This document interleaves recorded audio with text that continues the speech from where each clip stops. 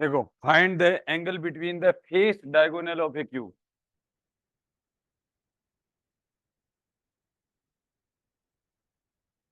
मेरा पहला सवाल है, find the angle between the face diagonal of A cube.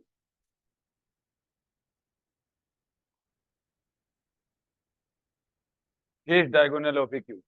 तो देखो बच्चों, फेस डायगोनल क्या होता है, पहले अपन फेस बना लेते हैं। ठीक है, देखिए यहाँ पर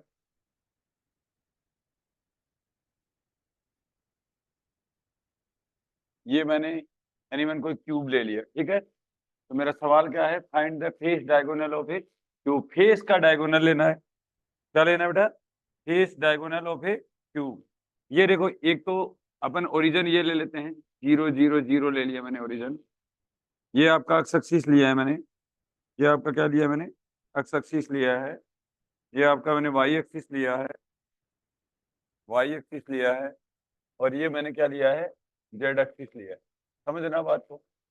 ठीक है, तो ये आपका कोऑर्डिनेट क्या हो जाएगा? 0 0 A हो जाएगा। ये कोऑर्डिनेट आपका क्या हो जाएगा? A 0 A हो जाएगा। ये कोऑर्डिनेट क्या हो जाएगा? A हो जाएगा। ये कोऑर्डिनेट क्या हो जाएगा? 0 A 0 हो जाएगा। ये कोऑर्डिनेट क्या हो जाएगा बेटा? A 0 हो जाएगा। ये कोऑर्डिनेट क्या हो जाएगा बताओ? A और 0 हो जाएगा। ये इस तरीके से कोऑर्डिनेट हो। फेस का डायगोनल लेना है। क्या लेना है? फेस का डायगोनल लेना है। तो फेस का डायगोनल क्या होता है बेटा? ये फेस का डायगोनल होता है। ये फेस का डायगोनल, ये एक फेस है उसका डायगोनल। डायगोनल मतलब क्या होता है? विकर्ण। ठीक है, और ये हो गया। अब इसका मतलब ये कोई वेक्टर ए है। ये क्या है? वेक्टर ए है। इस वेक्टर का वैल्यू क्या होगा? इस वेक्टर का वैल्यू क्या होगा बताओ? ए आई के,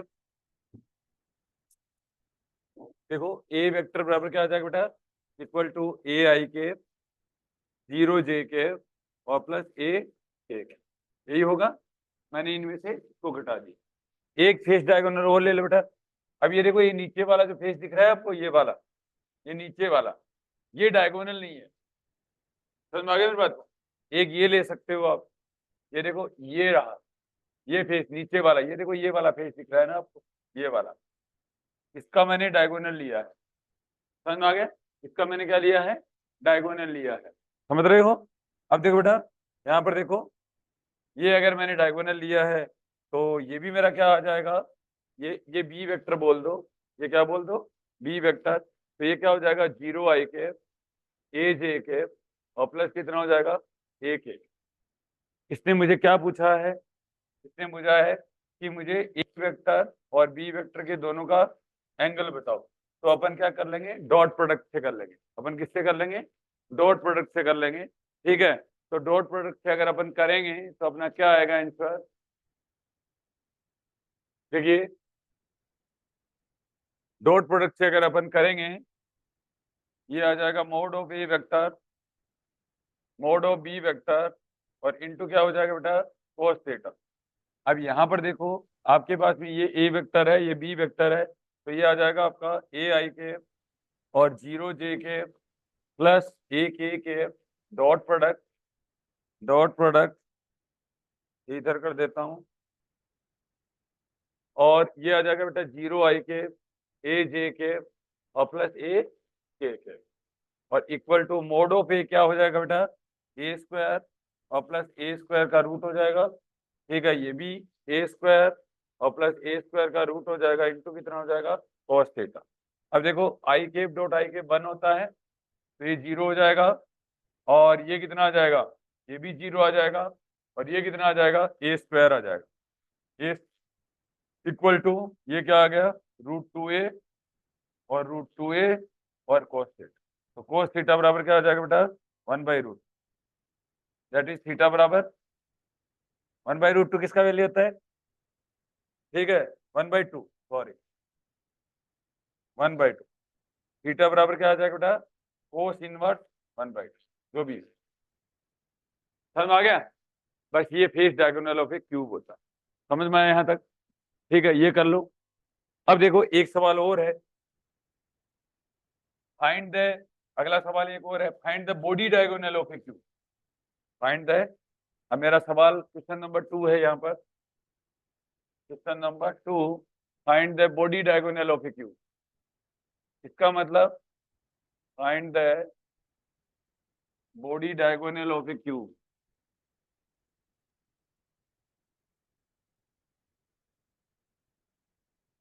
ये कोई क्यूब है मेरे पास में, और जिसका मुझे क्या लेना है, बॉडी डायगोनल लेना है। ठीक है, body diagonal of A cube बोलते हैं उसको। तो यहाँ पर देखो बेटा, ये हो जाएगा,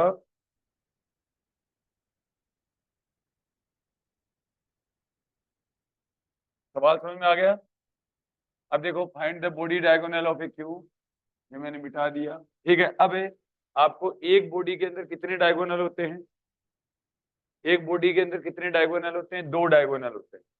ठीक है, एक बॉडी के अंदर कितने डायगोनल होंगे, दो। देखो ये आपको कपड़ा दिख रहा है आपका, एक तो यही हो जाएगा यहाँ से लेकर वहां तक बीचों बीच, और एक वहां से लेकर वहां तक बीचों बीच हो जाएगा। समझ में आ गया। तो ये देखो यहाँ पर, ये वही वाली बात है, ये एक्स एक्सिस हो गया, ये क्या हो गया, एक्स एक्सिस हो गया।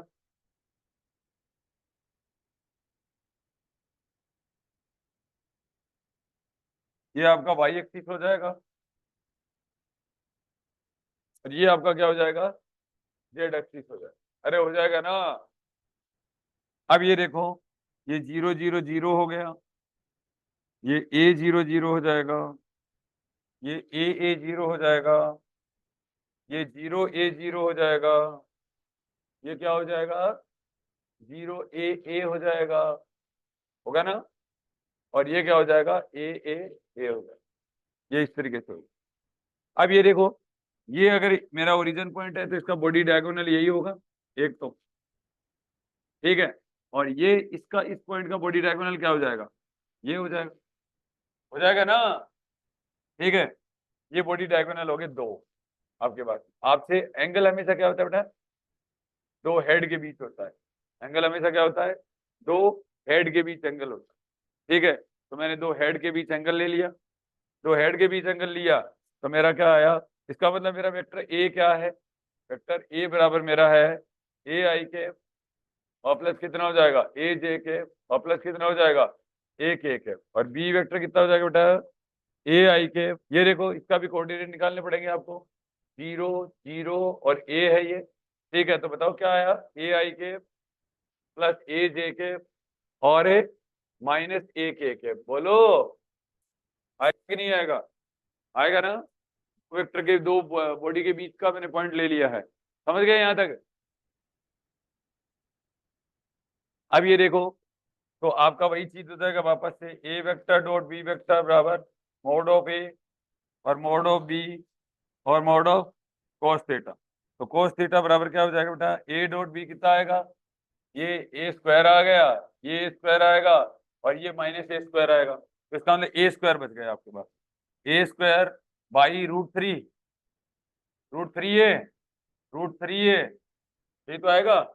ठीक है, तो आपका आंसर क्या आ गया, थीटा बराबर कोस इनवर्स 1/3,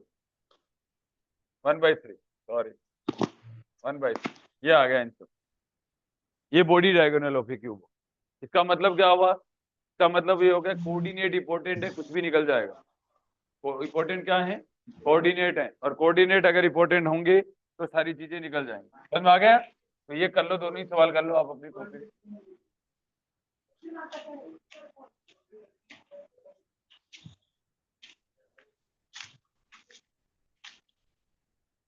ये करो सभी बच्चे।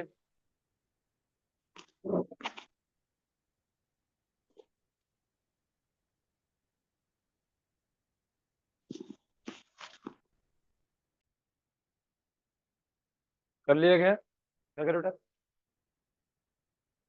मैं वही तो कह रहा था, थोड़ा आगे की तरफ जाए जो, ये आप आगे की तरफ जाओ आप दोनों।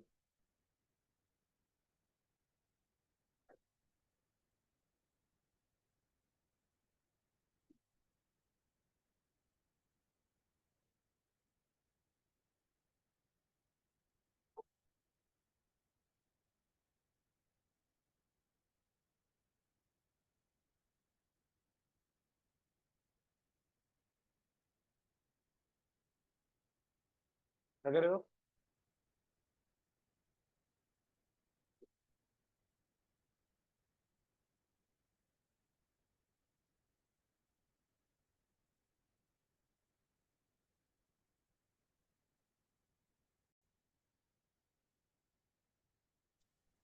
अब ये करो।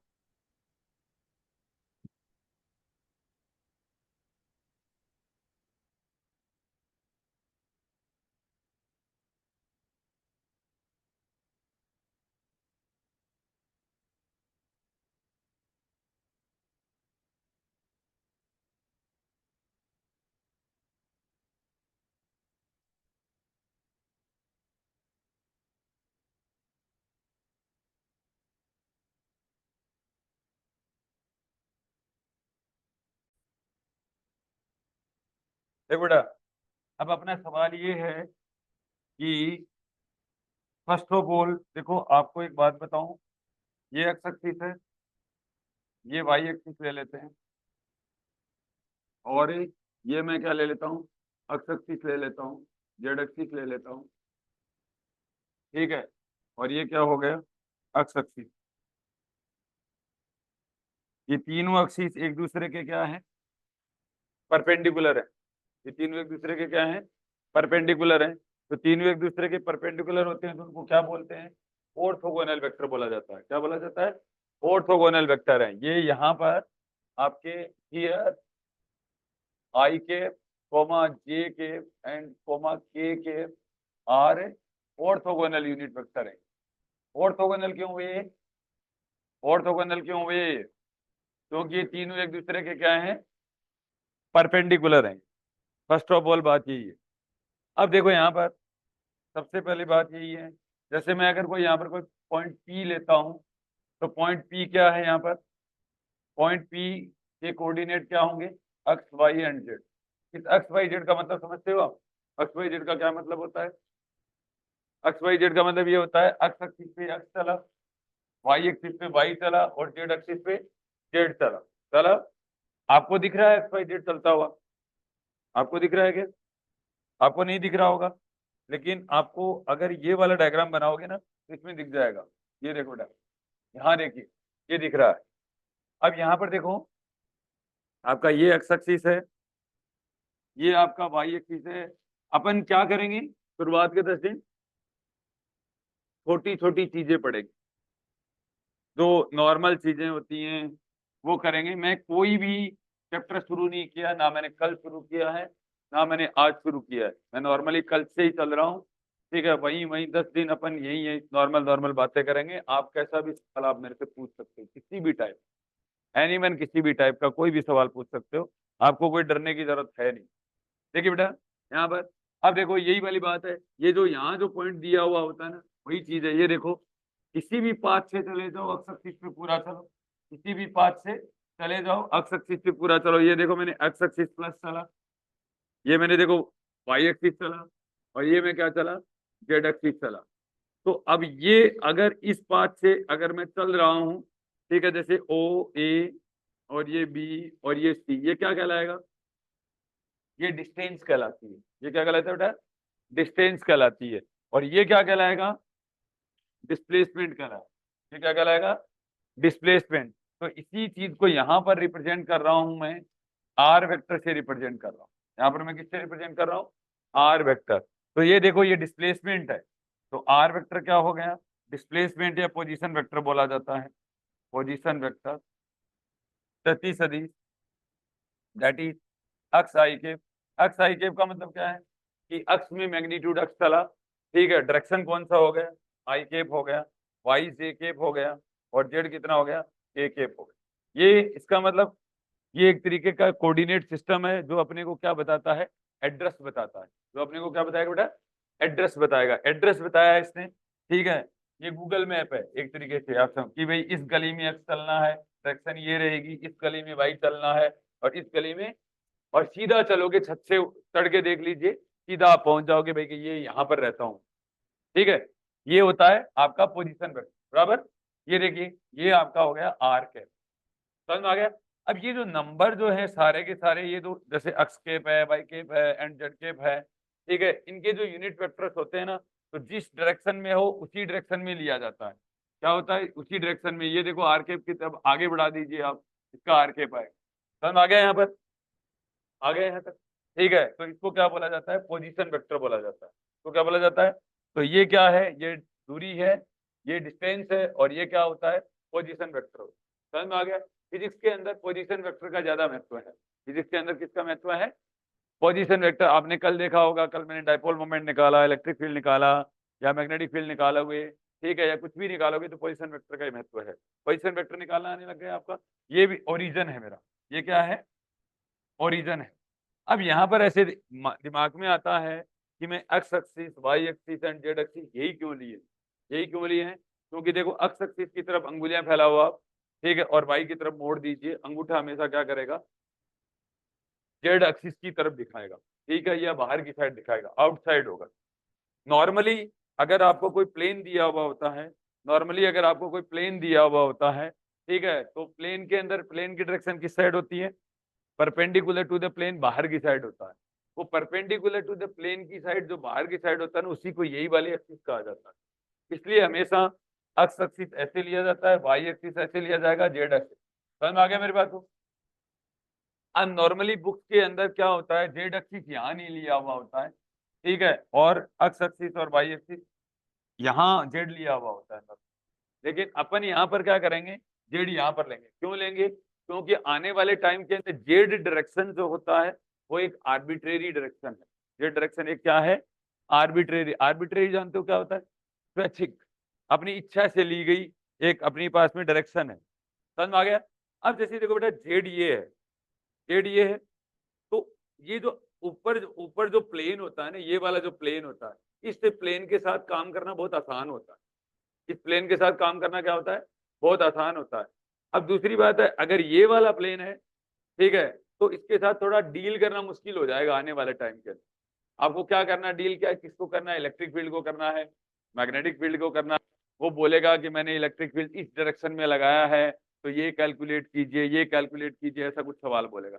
इसलिए हमेशा जेड डायरेक्शन को ऊपर की साइड लिया जाता है। अब आपको फील तो आ रहा है क्या कि जेड डायरेक्शन क्या है, ये देखो ये चीज है, इसका मतलब एक्स एंड वाई, ये जो है एक्स एक्सिस, ये वाई एक्सिस है, ये वाली चीज है। एक्स और वाई एक्सिस जो है आपकी, ये क्या है, ये इन द प्लेन है, और ये आउट ऑफ द प्लेन। ये क्या है, आउट ऑफ द प्लेन। ये इस तरीके की चीजें, ये बाहर की साइड है, ये सारी की सारी क्या है, बाहर की साइड है। समझ में आ गया मेरी बात को? नॉर्मली मैंने एक बात बोली है, इसके अंदर कोई ज्यादा जानकारी की जरूरत नहीं है। अब इसलिए आपको क्या लिया जाता है, एक्स वाई, वाई जेड और जेड। अगर मैं ये डायरेक्शन उल्टी ले लूं तो क्या फर्क पड़ेगा, अगर मैं एक्स वाई एंड जेड की तरफ, अगर अब यहां क्या होगा, here from the right hand rule, from the right hand rule, right hand rule जानते हो क्या होता है, राइट हैंड रूल, पहले वेक्टर की तरफ अंगुलियां कर लो, दूसरे वेक्टर की तरफ मोड़ लो, अंगूठा आपको क्या करेगा, तीसरे वेक्टर की डायरेक्शन दिखाएगा। दैट इज, ये हो गया बेटा आपका, क्या हो जाएगा, आई केप, मैंने पहले वेक्टर की तरफ अंगुलियां की, दूसरे वेक्टर की तरफ मोड़ लिया, आई केप क्रॉस जे केप बराबर कितना हो जाएगा, के केप हो जाएगा। जे केप क्रॉस के केप कितना हो जाएगा, आई केप हो जाएगा, और के केप क्रॉस आई केप क्या हो जाएगा, जे केप हो जाएगा। ये राइट हैंड रूल है, ये क्या है, राइट हैंड रूल है। अभी इसके अंदर कोई भी माइनस साइन का कोई भी प्रॉब्लम नहीं, और अगर मैं एक्सिस को उल्टा ले लूंगा तो अपने क्या हो जाएगी, प्रॉब्लम आ जाएगी। समझ में आ गया मेरी बात को?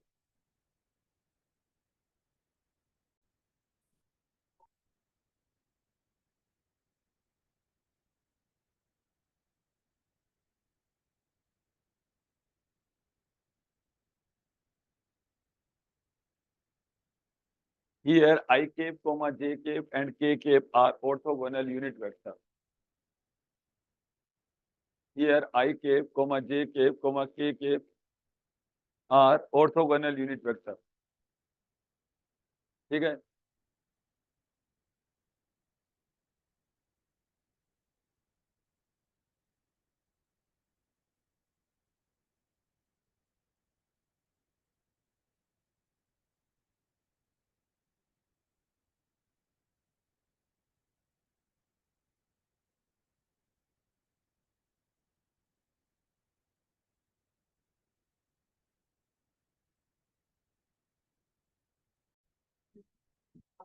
अब देखो एक चीज और देखो, ये कुछ कुछ बातें समझ में आई यहाँ पर। अब यहाँ पर देखो बेटा, नोट दे के लिखना बाद में, थोड़ी देर बाद में नोट दे के लिखना, छोटी छोटी बातें करेंगे, नॉर्मल नॉर्मल बातें। ये देखिए आपका ये एक्स एक्सिस है और ये वाई एक्सिस है, ये आपका एक्स एक्सिस है, सॉरी ये आपका वाई एक्सिस है और ये आपका एक्स एक्सिस और ये जेड एक्सिस है। अब ये करने से क्या फर्क पड़ा? ये करने से ये पड़ा, ऊपर वाला जो मेरा सवाल था, ऊपर वाला जो मेरा सवाल था, ठीक है, उसके अंदर क्या था? उसके अंदर ये था कि यहां पर देखो बेटा, जे के और क्रॉस आई के इक्वल टू माइनस, ये देखो आप, जे क्रॉस आई बराबर माइनस के। समझ में आ गया मेरी बात को? आई कि नहीं आई? जे क्रॉस के बराबर माइनस एक के पाया। अब अगर आपको इस तरीके की अगर आपको कोई प्रॉब्लम दे देना, इस तरीके की अगर आपको कोई प्रॉब्लम दे दे, तो ये सवाल आपका गलत हो जाएगा वहां पर, क्योंकि प्लस के अंदर की साइड है। प्लस के क्या है? अंदर की साइड है। ये देखो, आई क्रॉस जे, आई क्रॉस जे के होता है, ये अंदर की साइड है आपका, और यहाँ पर क्या है? बाहर की साइड है। तो ये सवाल गलत हो जाएगा। इसलिए हमेशा यहाँ एक्स एक्सिस लेना चाहिए, यहाँ वाई एक्सिस लेना चाहिए, यहाँ क्या लेना चाहिए? जेड एक्सिस लेना चाहिए। ठीक है, इसके अंदर देखो, आई के और क्रॉस क्या हो जाएगा?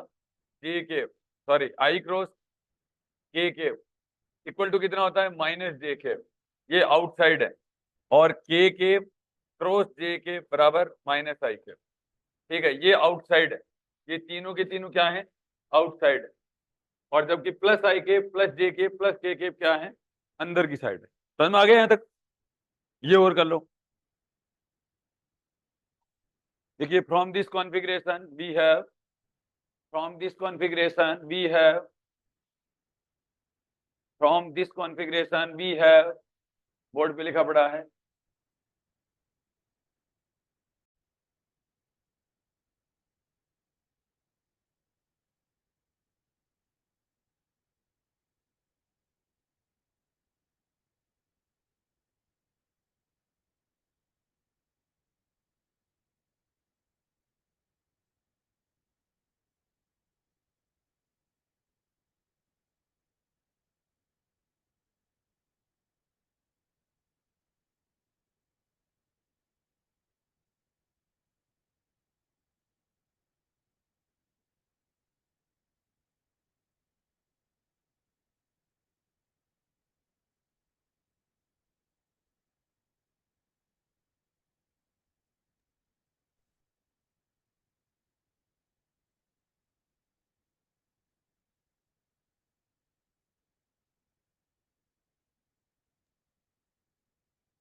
सर वॉइस नहीं आ रही। हाँ अब देखिए, समझो बात को। अब मैं एक दूसरा कोड, ये सबसे सिंपलेस्ट जो कोऑर्डिनेट मेथड होता है ना, वो होता है पोलर कोऑर्डिनेट। मैंने अभी कार्टेशियन का कुछ भी नहीं करवाया है, ना मैंने प्लेन करवाया, ना मैंने कुछ और करवाया, ये सिंपल ही बात बोल रहा हूँ अभी तक मैं। ठीक है, अब ये देखिए, ये करते हैं पहले। ये देखो, एंगल हमेशा एंटी क्लॉकवाइज लिया जाएगा, ये थीटा। एंगल एंटी क्लॉकवाइज लेने का मतलब भी यही है कि मेरा क्या है? अंगूठा बाहर की साइड आए। समझ में आ गया? ये देखो, ये मैंने एक्स एक्सिस माना है और ये मैंने क्या माना है? वाई एक्सिस माना है। ये मैंने क्या माना है?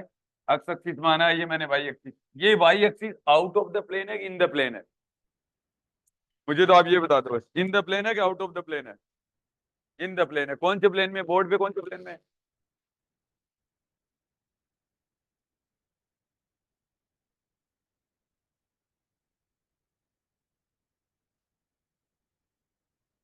बोर्ड की ये एक्सिस है और ये क्या है? Y axis. ठीक है ना? अब ये देखो बेटा, यहाँ पर ये इसका पॉइंट कोई दे रहा हूँ आर दे रहा हूँ, और ये थीटा दे रहा हूँ पी पॉइंट। ठीक है, आर क्या है यहाँ पर? Position vector. और यहाँ पर क्या है? पोजीशन वेक्टर है यहाँ पर। तो अगर मैं इसका करूं, तो यहाँ देखिए, अंदर हमेशा पाइथागोरस का 3D के आपका वेक्टर रूल लगेगा। 3D के अंदर हमेशा क्या लगेगा, वेक्टर लॉ लगेगा। वेक्टर जो वो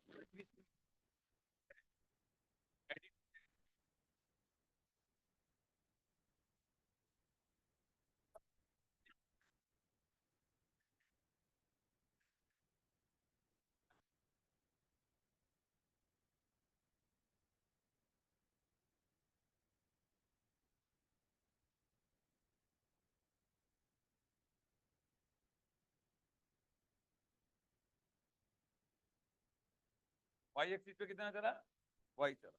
समझ गए मेरी बात को, वाई एक्सिस पे वाई चला।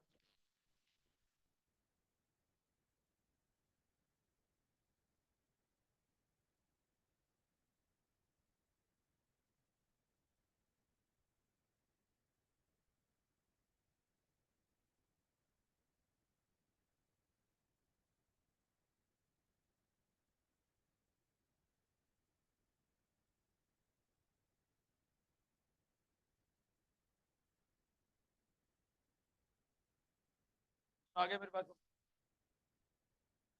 जानती, हाँ ये देखिए, समझ गए मेरी बात को, आर वेक्टर बराबर एक्स आई के वाई जे के, समझ में आया। ये मेरी पूरी इंफॉर्मेशन है, कंप्लीट इंफॉर्मेशन है।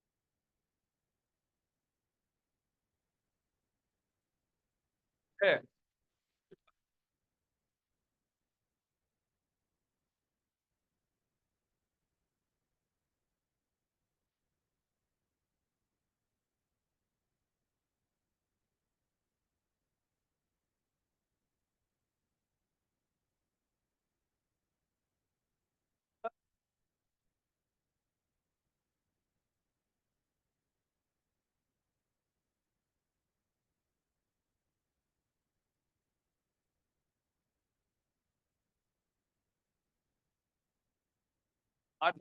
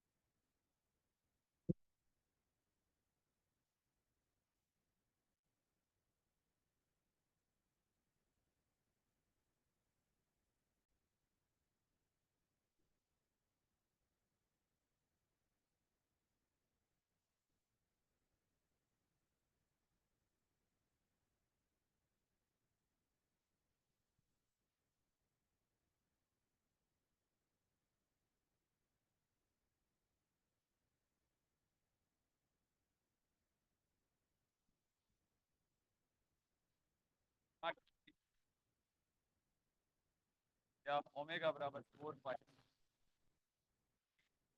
रेडियन होती है,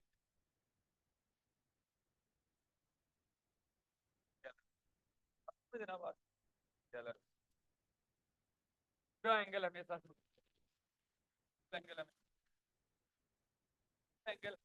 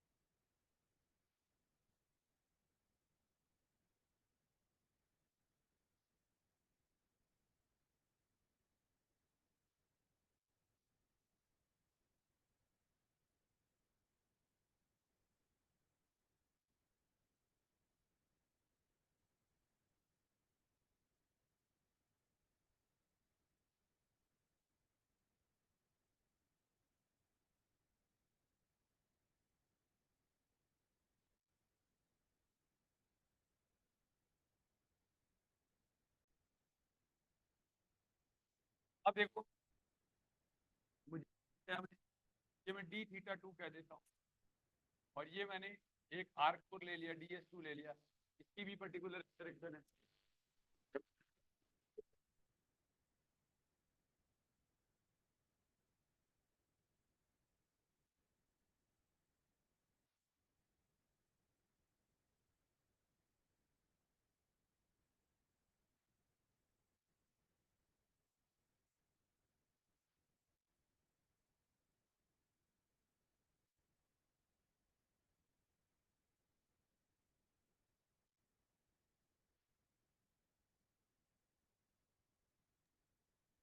सर वॉइस नहीं आ रही।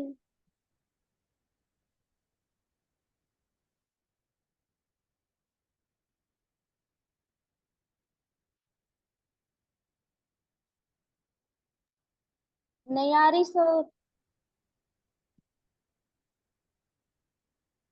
नहीं आ रही।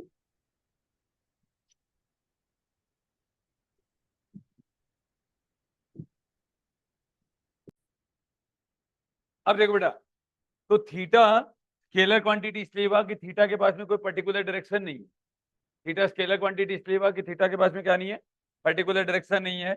अब देखो आपने कभी, अच्छा यही वाली जो चीज है वेक्टर क्वांटिटी, एक मैं एग्जांपल से बता सकता हूँ आपको, आप बता दो या मैं बता दूं, मैं बता देता हूं। आपने कभी ऐसा किया है, एमपीएस लो किया है आपने, बी डॉट डी एल बराबर म्यू नॉट आई। आप एक बात बताओ, ये डीएल कौन सा होता है? मेरे हिसाब से यही वाला होता है, यही होता है। एक वायर है और उसके ऊपर टेंजेंट, इसलिए वेक्टर क्वांटिटी होता है। समझ में आ गया? इसका मतलब D theta 1, D theta 2, D theta 3, ये जो जितने भी एंगल्स होते हैं ये सारे के सारे क्या होते हैं, वेक्टर क्वांटिटी होते हैं। पूरा जो थीटा होता है वो हमेशा क्या होता है, स्केलर क्वांटिटी होता है। ये बेस्ट एग्जांपल है। और भी बहुत सारी चीजें होती हैं, बी डॉट डीएल कह सकते हो, एफ डॉट डीएल कह सकते हो। ठीक है, इसका मतलब अरे डीएल क्या है, ये डीएल क्या है? अगर कोई छोटा सर्कुलर लूप है उसके लिए angle equal to arc upon radius ही तो है, उसके लिए एंगल इक्वल टू कितना है, आर्क अपॉन रेडियस ही तो है। समझ गए क्या बात को? ठीक है, तो ये वाली चीज हुई है एक बात। यहां पर देखिए, अब देखो कहाँ थे अपन, यहाँ थे अपन। ये देखो इसका मतलब ये हुआ बेटा, अब समझना बात को। अब आप यहां पर देखो, इसका मतलब ये वाला है, देखो ये वाला मेरा एंगल है, मैं यहां से लेकर यहां तक डिस्प्लेस हुआ हूं, दैट इज थीटा बोल सकते हो आप, बोल सकते हो। और मैंने पहले ही कहा था जब भी कभी थीटा की डायरेक्शन देते हो ना, ठीक है, तो उसके ऊपर खड़े खड़े टेंजेंट लगा दिया। ये देखो मैंने टेंजेंट लगा दिया, ये थीटा केप की डायरेक्शन है। ये थीटा केप की क्या होती है, डायरेक्शन होता है। हर चमकती चीज सोना नहीं होती। ठीक है, समझ में आ गया? इसीलिए इसी को फिजिक्स बोलते हैं। समझ में आ गया? ये पॉलिटिकल साइंस नहीं है, ये हिस्ट्री नहीं है। समझ में आ गया मेरी बात को? थीटा केप है, यहाँ जगह जगह खतरा है। यहाँ क्या है? अब थीटा केप निकालोगे कैसे, ये प्रमुख मुद्दा है। निकालोगे कैसे बताओ? आप, बहुत सिंपल सी बात है बेटा, आर केप अक्स एक्सिस से कितना आगे चल रहा है, थीटा आगे चल रहा है, ये देखो ना। मैं ऐसे कहूं कि आर केप सीधा ऐसे अक्स एक्सिस से कितनी डिग्री एंगल पे है, थीटा डिग्री एंगल के ऊपर है। और आर और थीटा के बीच में हमेशा कितना होता है, 90 डिग्री होता है। ये पता है आपको क्यों? ऐसा क्यों? क्योंकि इनकी नेचर होती है। नेचर कैसे होती है? आर ट्रांसलेशन मोशन से रिलेटेड नंबर है। आर किससे रिलेटेड नंबर है? ट्रांसलेशन मोशन, स्थानांतरणीय गति से रिलेटेड नंबर है, ऐसे। और ये थीटा होता है। ये देखो ये पूरा आर और थीटा है, हमेशा ऐसे ही होते हैं। और इन द प्लेन होते हैं, ये हमेशा क्या होते हैं, इन द प्लेन होते हैं, प्लेन में होते हैं। और हमेशा ही ऐसे होते हैं। ये अंगूठा आर केप कह दो और ये थीटा, और थीटा हमेशा लीड करेगा। थीटा हमेशा क्या करेगा, आगे चलेगा। समझ में आ गया मेरी बात को? तो ऐसे ही है ये देख लो, है ना। अब ये देखो अंगूठा कितनी दूरी पर है एक्स एक्सिस से, थीटा पर, और थीटा कितने पर है, 90 पर। 90 पर है ना। तो इसका मतलब ये हो गया, मैं अगर ऐसे कहूंगी थीटा कैप जो है वो एक्स एक्सिस से कितना डिग्री एंगल पे है, 90 प्लस थीटा। अरे भाई आर केप 90 पे है, ठीक है। और ये थीटा, अब जैसे मैं कोई पर्सन है, जैसे मैं इस पोडियम से 2 मीटर की दूरी पर हूं यहां से, और ये 5 मीटर की दूरी पर है, तो ये टोटल कितनी दूरी पर हुई? मैं 3 मीटर दूरी पर हूं, ये 5 मीटर दूरी पर है, टोटल ये कितनी दूरी पर हुई? ये मेरे से कितना आगे चल रही है? 2 मीटर, 2 मीटर चल रही है, ओरिजिन से 5 मीटर। समझ आ गया? मैं यही तो बात पूछ रहा हूं आपसे, तो थीटा गैप कितने डिग्री एंगल पे है? 90 प्लस थीटा। इसका मतलब ये हुआ कि अगर मेरे पास में आर केप ये है, तो थीटा के theta is replaced by 90 plus theta. Theta को अगर मैं 90 प्लस थीटा से रिप्लेस कर दूंगा तो मेरा थीटा कैप आ जाएगा। समझ में आ गया? तो थीटा कैप बराबर आ जाएगा बेटा कोस 90 प्लस थीटा, ठीक है, और आई कैप और प्लस साइन 90 थीटा जे कैप। बोलो समझ में आया कि नहीं है? तो थीटा कैप बराबर कितना आ जाएगा? माइनस साइन थीटा आई कैप और प्लस कितना हो जाएगा बेटा? कोस थीटा जे कैप। समझ में आया? ये थीटा कैप आई बात समझे? अगर आपको ये दो बातें आती है ना, तो आपको पूरी फिजिक्स आती है। पूछो क्यों? देखिए मोस्ट ऑफ जो प्रॉब्लम बनती है ना, वो या तो क्या बनेगी, लाइन, उसके बाद में सर्कल, उसके बाद में डिस्क, ठीक है, बन गया। प्रॉब्लम यही है। इन्हीं ने कभी इलेक्ट्रिक फील्ड निकलवा लेंगे, मोमेंट ऑफ इनर्शिया निकालेंगे, डायपोल मोमेंट निकलवा लेंगे, सेंटर ऑफ मास निकाल लेंगे, या ग्रेविटेशनल फील्ड इंटेंसिटी निकाल लेंगे, मैग्नेटिक फील्ड निकलवा लेंगे, कुछ ना कुछ यही काम करेंगे। चीजें तो यही आएंगी दे देख। इसका मतलब ये जो आपने ऊपर जो पढ़ा है ना, ठीक है, इसका मतलब ये हुआ कि अगर आपको कभी भी, इसका मतलब ये हुआ अगर आपको कोई पूछे कि थीटा की डायरेक्शन कैसे देनी है, तो आप जिस जगह खड़े हो वहीं टेंजेंट लगा दिया, जिस जगह खड़े हो वहां पर क्या लगा दिया करो। मैं अगर ऐसे पूछूं कि ये पार्टिकल यहाँ है, ये आर, आर तो हमेशा सीधा चलता है ओरिजिन से, आर तो हमेशा क्या चलता है? सीधा चलता है, ठीक है, ये आर केप हो जाएगा और थीटा केप ये हो जाएगा। आया? क्योंकि मैंने क्या किया, टेंजेंट लगाया है इस पॉइंट पे। मैं अगर यहाँ पूछूं तो ये देखो, ये आर केप हो जाएगा, ये आर केप हो जाएगा, और थीटा केप ये हो जाएगा, ये थीटा केप हो जाएगा। समझ में आ गया? इसका मतलब ये हो गया, अगर मैं यहाँ पूछूं तो ये आपका क्या हो जाएगा, आर केप सीधा निकलेगा, आर केप सीधा निकल जाएगा, और थीटा केप इससे 90 निकलेगा। समझ में आ गया?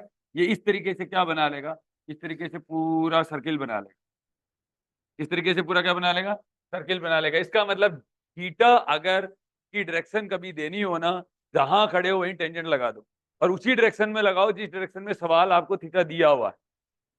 समझ में आ गया? आया कि नहीं आया? तो थीटा क्या है? वेक्टर क्वांटिटी है, स्मॉल थीटा। और पूरा जो थीटा होता है वो क्या होता है, स्केलर क्वांटिटी होता है। तो छोटे छोटे जो डिस्प्लेसमेंट होते हैं, D theta one, D theta two, ये सारे के क्या क्या होते हैं, स्केलर क्वांटिटी होते हैं, फिर वेक्टर क्वांटिटी होते हैं। और एग्जाम्पल ये रहा। समझ में आ गया मेरी बात को? अब ये कर लीजिए, ये अच्छा है काम, ठीक है, ये बेसिक कॉन्सेप्ट ही है हमेशा। अच्छा, ये अपन ने जो पोलर कोऑर्डिनेट सिस्टम जो लिया है, ये प्लेन में है, फर्स्ट ऑफ ऑल ये किसमें है, प्लेन में है ये। तो प्लेन में हमेशा क्या होता है बेटा, प्लेन में हमेशा पाइथागोरस थ्योरम लगेगी ही लगेगी। समझ में आ गया? तो पाइथागोरस थ्योरम लगाने से ना भूले। अब आने वाले टाइम के अंदर अगर आपको पारंगत बनना है, तो आप एक काम करना, मैं तो हमेशा यही मानता हूं कि देखो जिस एक्सिस से ये एंगल बना रहा है वो कोस कंपोनेंट होता है, थीटा के सामने हमेशा क्या होता है, साइन कंपोनेंट, और होगा वो किससे, पाइथागोरस थ्योरम से हो। समझ में आ गया? कर लीजिए, कितना कीजिए, जल्दी जल्दी बना लो।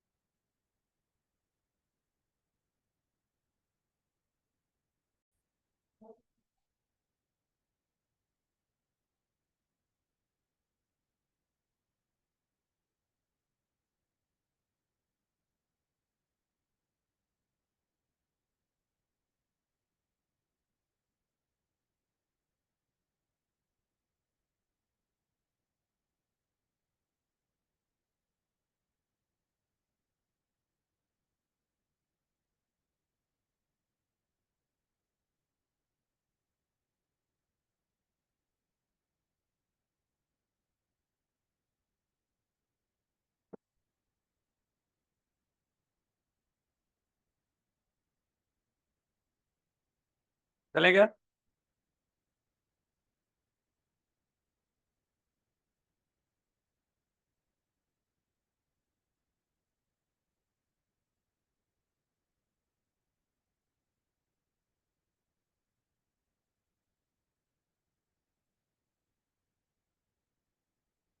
चलें?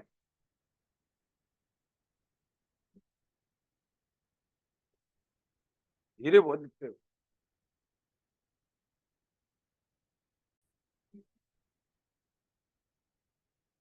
अब देखो यहाँ पर क्रॉस प्रोडक्ट बहुत सारे होते हैं, ठीक है। देखो आपने क्रॉस प्रोडक्ट कितने सुने हैं नाम, देखो क्रॉस प्रोडक्ट का नाम चलते हैं। पहले बी बराबर ओमेगा क्रॉस आर होता है। बी बराबर क्या होता है? ओमेगा क्रॉस आर होता है। आपको पता है ये बात? बी बराबर ओमेगा क्रॉस आर होता है। कब पता चला? बी बराबर आर ओमेगा, पता है आपको? देखिए बेटा, टॉर्क बराबर आर क्रॉस एफ होता है और पी क्रॉस ई भी होता है। क्या होता है? पी क्रॉस पी क्या है? Dipole moment. ई क्या है? Electric field. ठीक है। एफ क्या है? फोर्स। वी क्या है? वेलोसिटी। और बताओ, बी बराबर ओमेगा क्रॉस आर, टॉर्क बराबर, और एक जे बराबर आई ओमेगा भी होता है, और जे बराबर आर क्रॉस पी भी होता है। समझ में आ गया?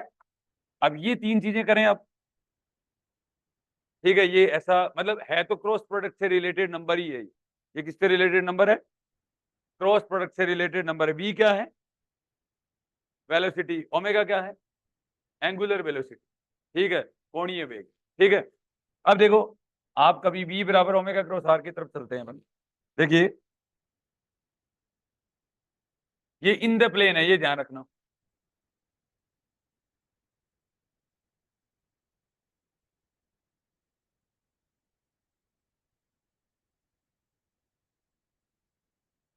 ये देखो, ये है। अब समझना बात को।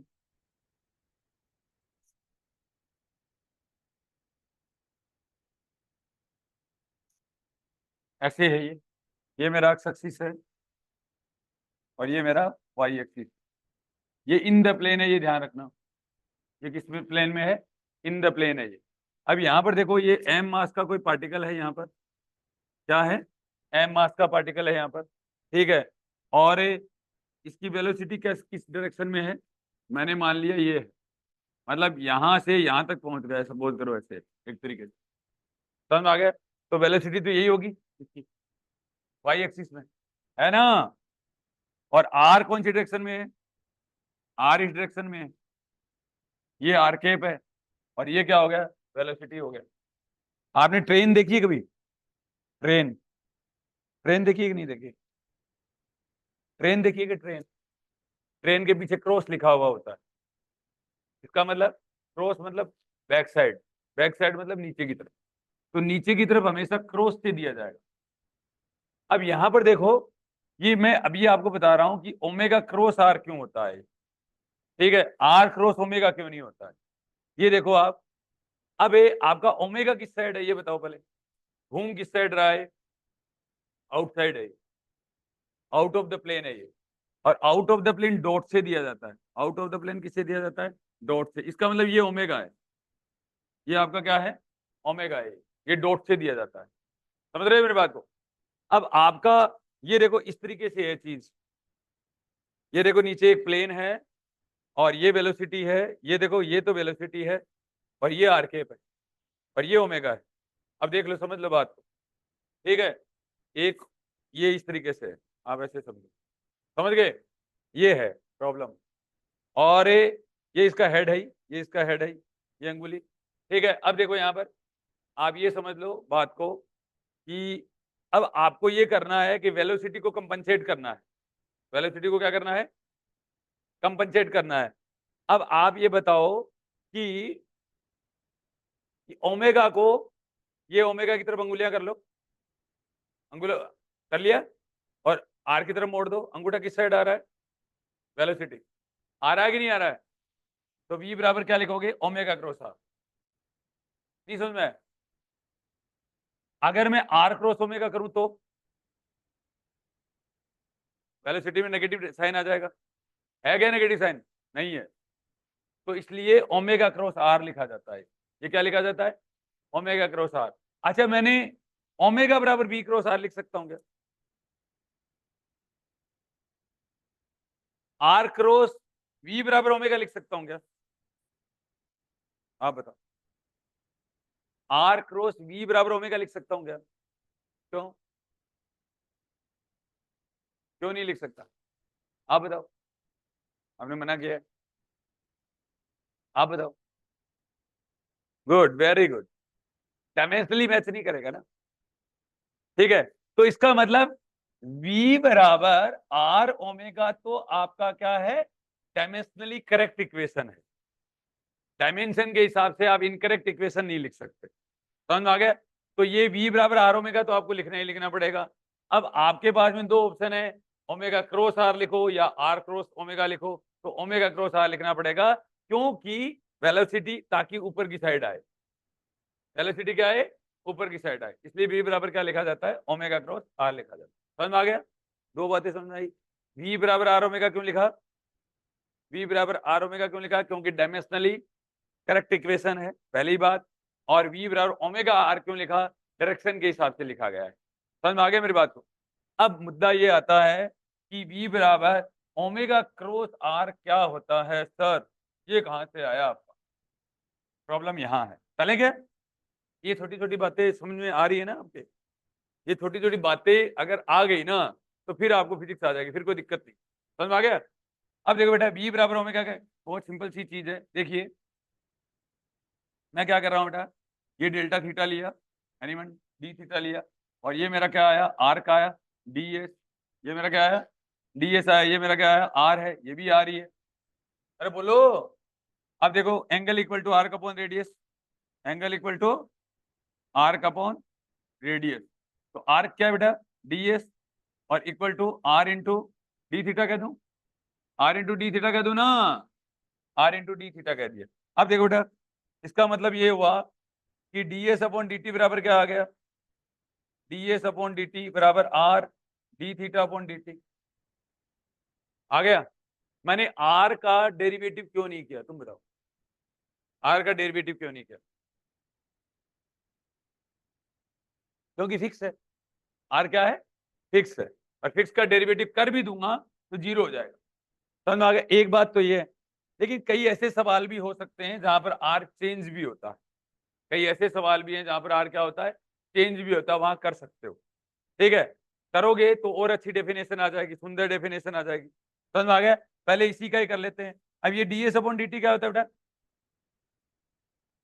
वेलोसिटी। और D theta upon D T क्या होता है? ओमेगा। ठीक है, तो v बराबर आर ओमेगा आ गया। इसका मतलब ये क्या है? v बराबर, ये आर ओमेगा किसके लिए किया गया है? अच्छा एक बात समझना, कभी भी v बराबर आर ओमेगा हमेशा सर्किल के लिए होता है। आपको ये बात बताए, हमेशा सर्किल के लिए होता है। और अगर कोई आर्क हो तो हमेशा v बराबर आर ओमेगा नहीं होता। अब इसका मतलब ये हो गया, v बराबर आर ओमेगा एक स्पेशल केस है। थीटा बराबर 90 लूं तो, और थीटा बराबर 90 ओनली सर्किल में होता है। थीटा बराबर 90 ओनली किस में होता है बेटा? सर्किल के लिए होता है, बाकी किसी के लिए नहीं होता है। इसका मतलब दो बातें हैं, v बराबर आर ओमेगा सर्किल का जहां पर नाम आए ना, वहां पर v बराबर आर ओमेगा ही होगा हमेशा ही। और आगे सर्किल का नाम नहीं आए तो v बराबर हमेशा क्या होता है? ओमेगा क्रॉस आर होता है। v बराबर कितना होता है? Omega cross R. समझ आ गया यहाँ तक? आ गया क्या? अब देखो यहाँ पर v बराबर आर ओमेगा हो गया, तो ये आ गया d s upon D t बराबर ये। और इसका मतलब ये क्या है? ये क्या है? ये जनरलाइज फॉर्म है। ये क्या है बेटा? जनरलाइज फॉर्म है। ये आप कहीं पर भी अप्लाई कर सकते हो, लेकिन v बराबर आर ओमेगा जनरलाइज फॉर्म नहीं है, ये ओनली सर्किल के लिए। ये ओनली किसके लिए है? सर्किल के लिए। समझ में आ गया? अब बताओ इतनी बातें समझ में आई कि नहीं आई? अब देखो यहाँ पर एक चीज देखो बेटा, ये जो जितनी भी काम किए ना, ये सारा जो जितना ही काम करेगा, ठीक है, ये इसके अंदर सब में पोलर ही है। सब में क्या चल रहा है? पोलर ही चल रहा है, चल रहा है ना? ठीक है, तो ये एक तरीके से polar coordinate system very most important. समझ में आ गया मेरी बात? अब तुम्हारे दिमाग में ये आ रहा होगा कि आप ये फॉर्मूले लिखते हो, वो तो हमें याद ही नहीं रहते, उनका क्या करें? याद रहते हैं? कुछ कुछ नॉर्मल चीजें तो आती होगी, जैसे ट्रांसलेशन मोशन आता है, मतलब स्थानांतरणीय गति, वेलोसिटी है, त्वरण है, फोर्स है, ठीक है, मोमेंटम है, ठीक है, ऐसा कुछ नॉर्मल बातें आती है, ठीक, अच्छी बात है, ये लिख लो पहले, उसके बाद करते हैं, सब सिखा देंगे आपको, टेंशन मत लो।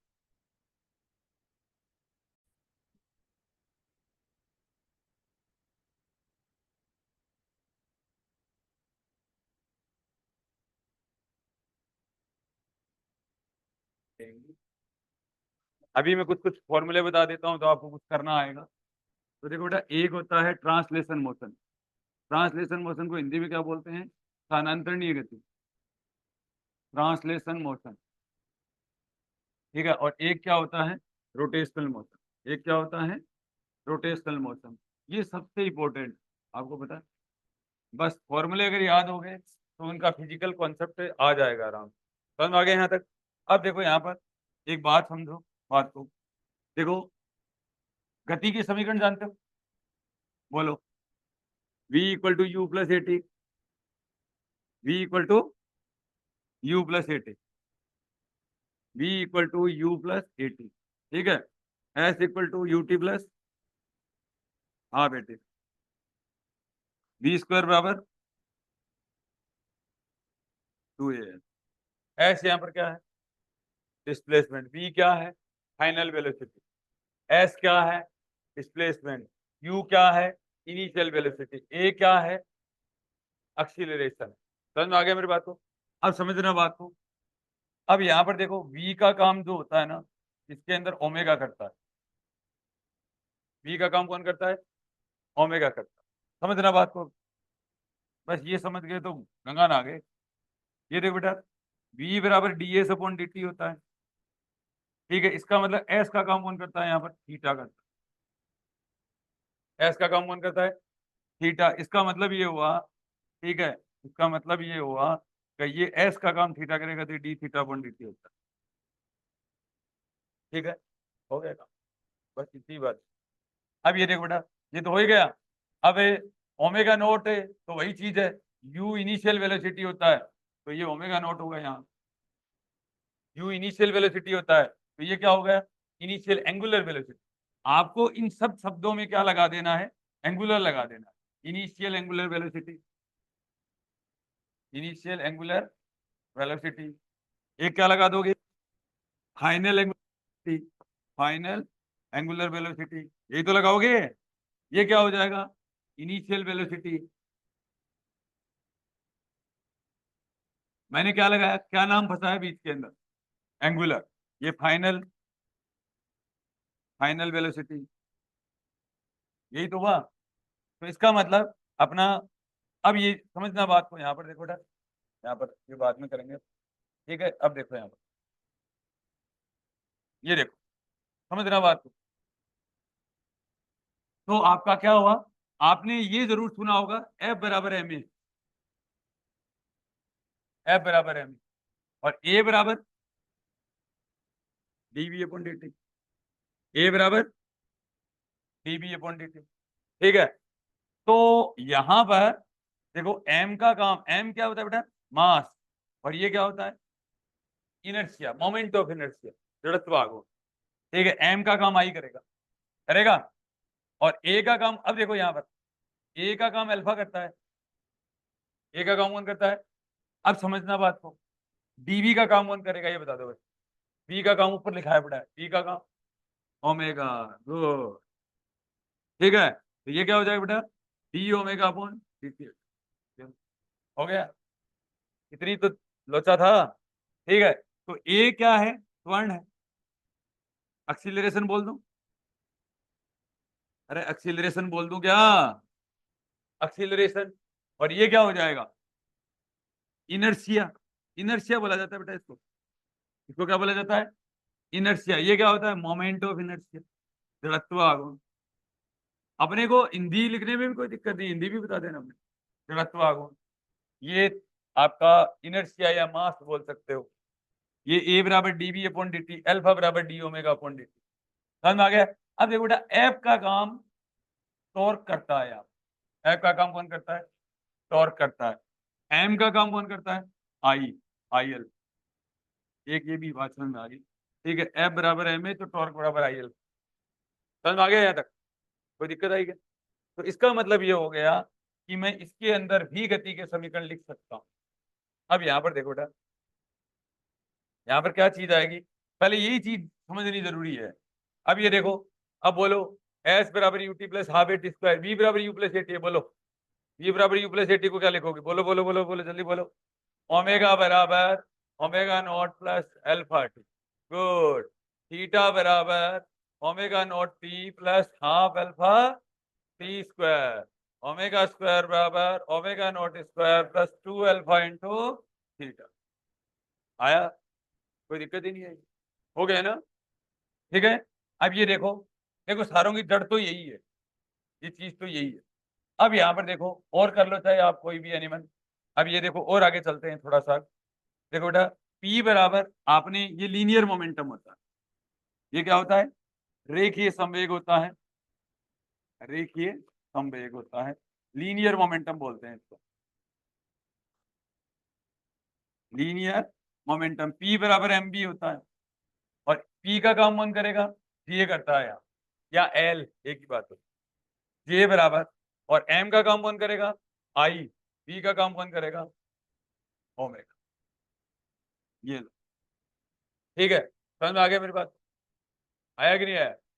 अब आपको ये सुना है कि नहीं सुना है, P बराबर, देखिए यहाँ पर एम भी है ना, और बी बराबर क्या होता है, देखो बी बराबर, बी बराबर अभी आज अपन ने किया था, ओमेगा क्रॉस आर होता है, ओमेगा क्रॉस है आर होता है। वी का काम कौन करेगा वहां पर, ओमेगा, और ओमेगा का काम करेगा ओमेगा, ठीक है। आगे बात समझे। अब यहाँ पर देखो, लीनियर मोमेंटम है, इसको आप वेक्टर फॉर्म में भी लिखा जा सकता है, ठीक है। जे बराबर क्या होता है बेटा, जे बराबर आर क्रॉस पी भी लिख सकते हो, जे बराबर क्या लिख सकते हो, आर क्रॉस पी भी, यही डेफिनेशन होती है सेम, समझ में आ गया। जैसे टॉर्क बराबर क्या होता है, आर क्रॉस एफ होता है, टॉर्क बराबर आर क्रॉस एफ होता है, समझ में आ गया। अब यहाँ पर देखो, चलेंगे आगे, अरे आया क्या समझ में, दैट इज, मेरा कहने का मतलब क्या हुआ, यहाँ पर देखो बेटा, मैंने क्या लिखा, बी बराबर आर ओमेगा लिखा, बी बराबर क्या लिखा, सॉरी, ये तो हो गई चीजें। अब देखो यहाँ पर एफ बराबर, न्यूटन का दूसरा नियम लिखते हैं, न्यूटन का दूसरा नियम क्या है, एफ बराबर DP upon D T, F बराबर क्या है, डीपी अपॉन डी टी, ठीक है, एफ बराबर, ठीक है। यहाँ क्या लिखेंगे बताओ, बताओ, एफ का काम कौन करेगा बेटा, टॉर्क करेगा, टॉर्क बराबर, बोलो पी का काम कौन करेगा, डीजे अपॉन डी, बताओ आया कि नहीं आया, ठीक है। एफ बराबर डीपी अपॉन डी टी, इसका मतलब सारे फॉर्मूले डेराइव हो जाएंगे, कोई कर लो चाहे आप, कर लोगे क्या ये, और कोई फॉर्मूला याद है आपको, ये सब हो गए मेरे हिसाब से, ठीक है। एक मोमेंट ऑफ इनर्शिया, आई बराबर एम आर स्क्वायर होता है, आई बराबर क्या होता है, एम इंटू आर स्क्वायर होता है, ठीक है। ये सब चीजें, अब शायद क्लासिकल मैकेनिक्स में यही दिक्कत आएगी और बाकी कोई दिक्कत आएगी नहीं, ठीक है, यही चीज, ये और कर नोट डाउन, उसके बाद में वापस से वही चलते हैं जहाँ से शुरुआत की। ये अलग से है ना, वो निकाल लेना, अलग से सुंदर सी एक टेबल बना लेना।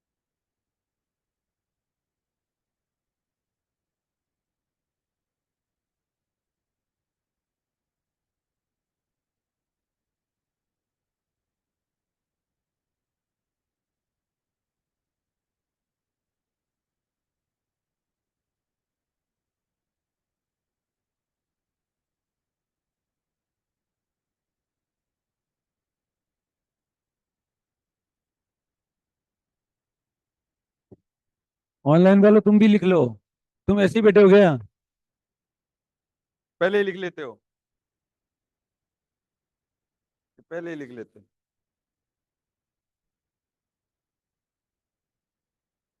ऑनलाइन का यही फायदा है, लिख कभी लो तो।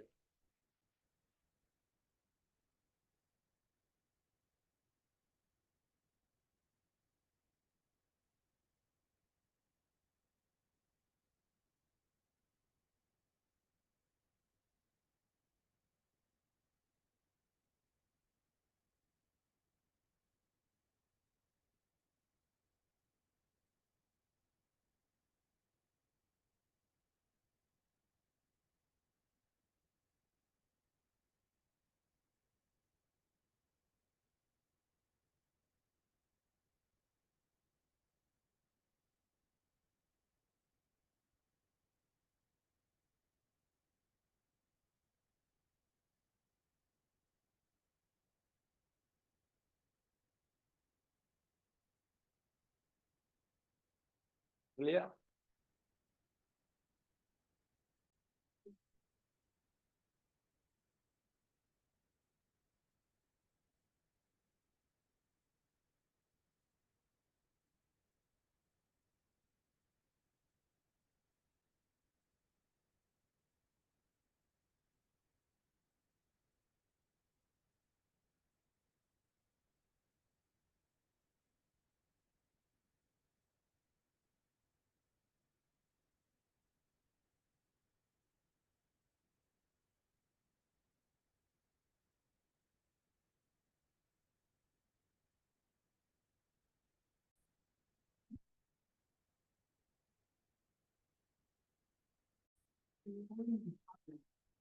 अब चलो ठीक है, दो तीन बातें और करते हैं।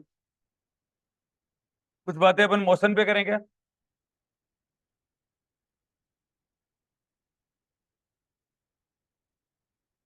अब देखिए यहाँ पर कुछ बातें अपन मोशन पे करते हैं। मोशन लिखनी आती है आपको? कोई भी इक्वेशन ऑफ मोशन लिखनी आती है? अब देखिए कुछ बातें इक्वेशन ऑफ मोशन पे करते हैं। अच्छा अब ये देखिए, एक चीज और देखो, सुनो मेरे बात।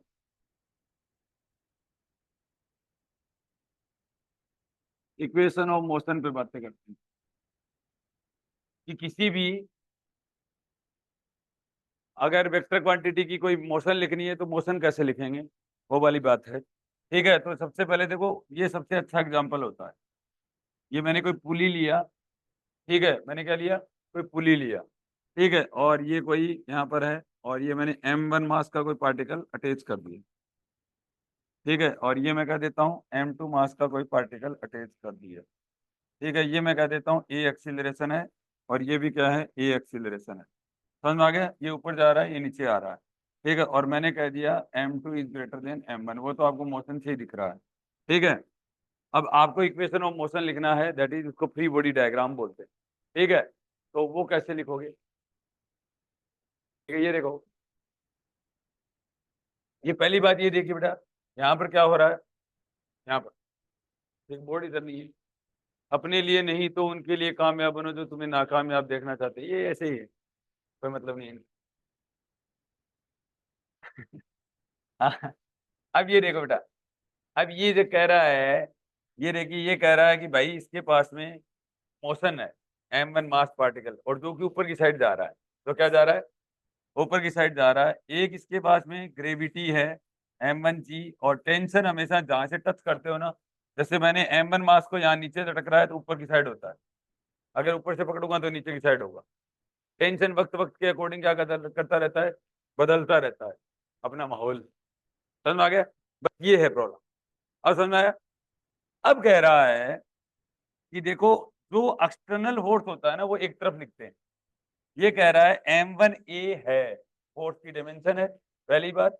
ये कह रहा है इस m1 मास के पार्टिकल के पास में एक्सीलरेशन है, वो किसकी वजह से है, टेंशन इसका ज्यादा है, और ये जो अपने वजन की वजह से इसके ऊपर ग्रेविटी जो लग रहा है ना वो कम है, इसलिए ये ऊपर की साइड जा रहा है।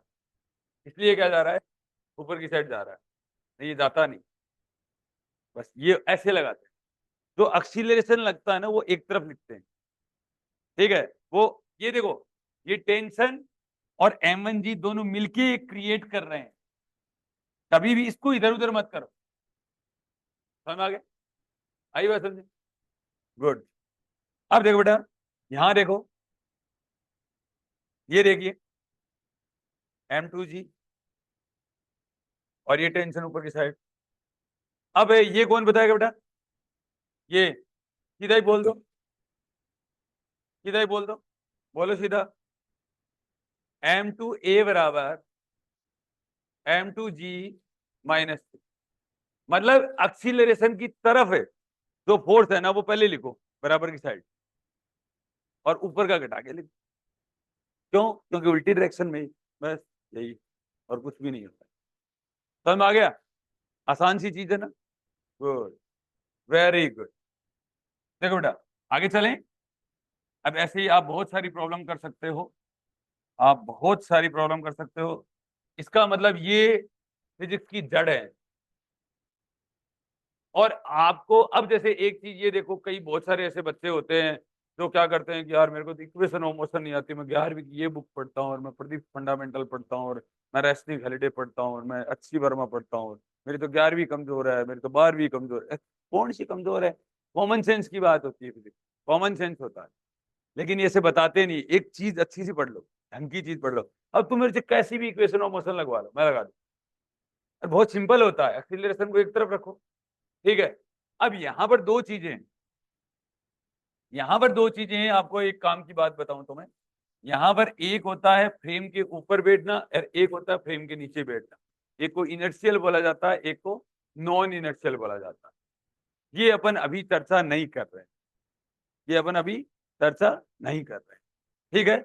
ये बेटा मैंने हमेशा एक चीज का ध्यान रखना, ये हमेशा मैंने यहां पर बैठ के लगाई है इक्वेशन।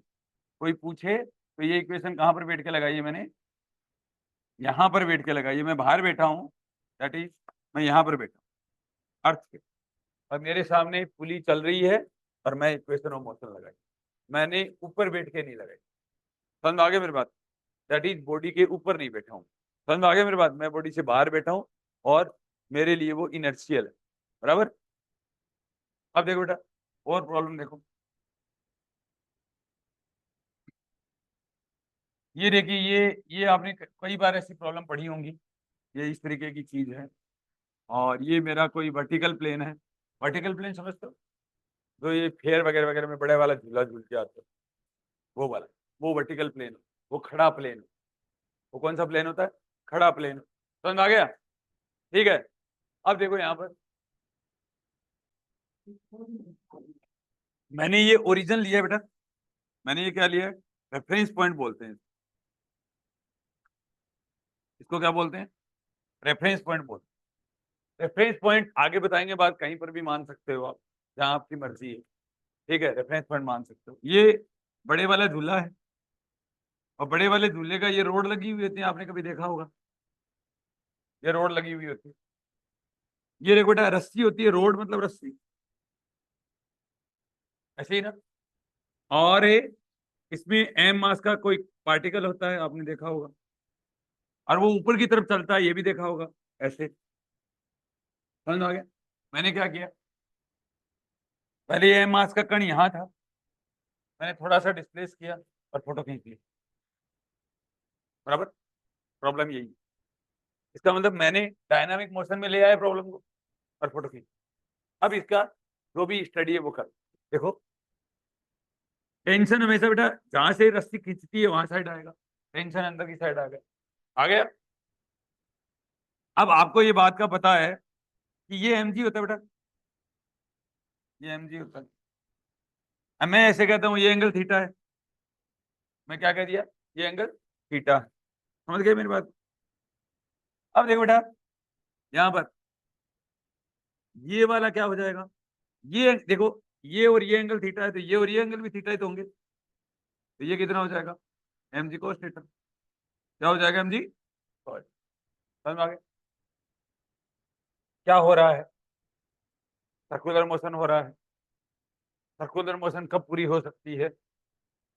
जब टेंशन ज्यादा हो और mg cos थीटा कम, बराबर।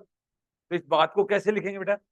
इस बात को ऐसे लिखेंगे कि mv² by R centripetal force है जो कि अंदर की साइड लगता है, और ये एक फोर्स है दैट इज एफ वेक्टर ही है, that is M A vector ही है। ये देखिए एम ए बराबर ही है ये, और ए बराबर v² बाई आर, ए बराबर v² बाई आर होता है। आप जानते हो ये बात? अरे जानते हो ना? अब देखो यहां पर इक्वल टू, आपको गोल चक्कर लगवाना है कि नहीं लगवाना है, या 2-3 खेत बाहर मिलना है? बाहर मिलना है 2-3 खेत, ठीक है? नहीं मिलना, इसलिए टेंशन ज्यादा होना जरूरी है।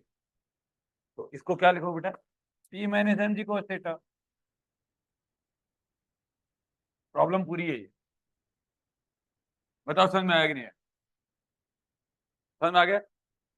आप ये वाली प्रॉब्लम हो गई, आई बात समझे? ये मैंने कहां पर लगाया है, ये कहां बैठ के मैंने प्रॉब्लम लगाया है? ये भी बेटा मैं नीचे ही बैठा हूँ, खुला चल रहा है और मैं नीचे ही बैठा हूँ। समझ में आ गया मेरी बात को? मैं ऊपर बैठ के भी लगा सकता हूँ इस प्रॉब्लम, खुद ऊपर बैठ। समझ में आ गया? गुड। ये आई। अब हार्ड है क्या? इतने सवाल होते हैं, सारे सवाल इसी से ही होते हैं।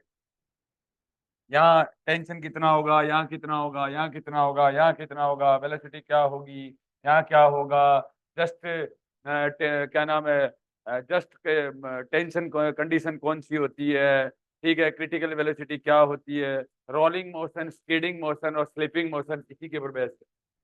समझ में आ गया? यहाँ तक ठीक है? अच्छा, ऐसी प्रॉब्लम आए और यहाँ बैठ के लगाना पड़े तो ये याद रखोगे, ठीक है? mv² बाई आर क्या है बेटा? या तो सेंट्रीपिटल है और या क्या है? सेंट्रीफ्यूगल है। सेंट्रीपिटल और सेंट्रीफ्यूगल में क्या अंतर होता है? हाँ, एक अंदर की साइड लगता है, एक है बाहर की साइड वाला। क्या लोचा है? बाहर की साइड वाला लोचा क्या है? मेरे को देखता। हाँ, डिफरेंस क्या है? अब अगला टॉपिक मेरा ये है, what is the difference between mv² by R centripetal. Centripetal जो अंदर की साइड है, अंदर की साइड को बोलते हैं ना, सेंट्रीफ्यूगल बोलते हैं, सेंट्रीपिटल बोलते हैं, ठीक है? और एक होता है बेटा mv² बाई आर बाहर की साइड, सेंट्रीफ्यूगल, बाहर की साइड। समझ में आ गया क्या अंतर है दोनों में? हाँ, इसका मतलब ये हुआ, ये दोनों चीज है ना, ठीक है? ये जो सेंट्रीपिटल जो अंदर की साइड लगता है ना बेटा, ये रियल होता है। ये क्या होता है? और ये क्या होता है? स्यूडो होता है। ये मतलब क्या है इसका? इसका मतलब क्या है? इसका मतलब क्या है बताओ? रेफरेंस पॉइंट पे डिपेंड करता है। अच्छा, ये दो चीजें आई क्यों, मेरे को ये बता दो। कोई बात नहीं, ये न्यूटन थर्ड लॉ को वैलिड करेंगे, न्यूटन के तीसरे नियम को सेटिस्फाई करेंगे दोनों बातें। अब है what is the Newton third law? देखिए Newton third law,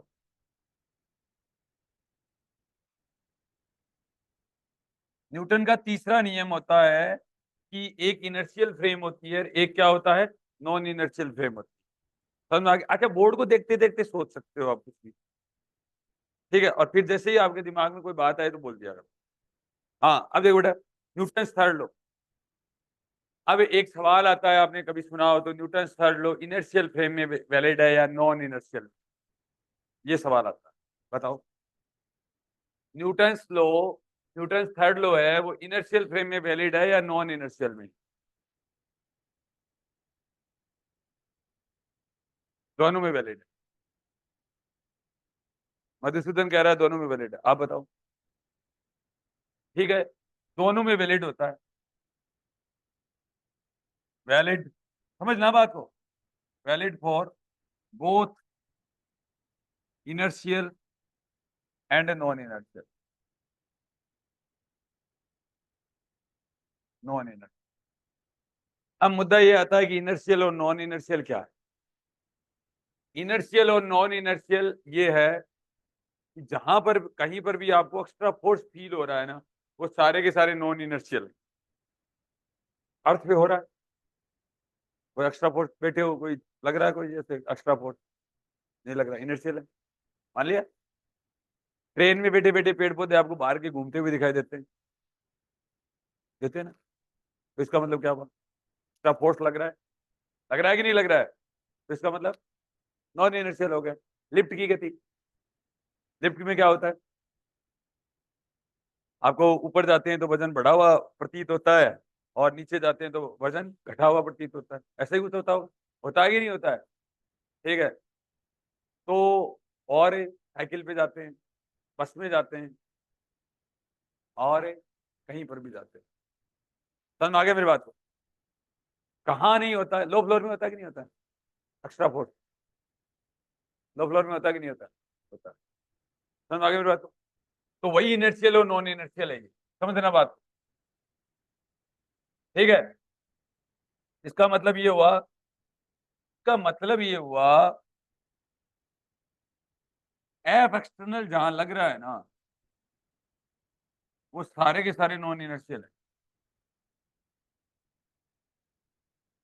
F external का मतलब ये होता है जिसके पास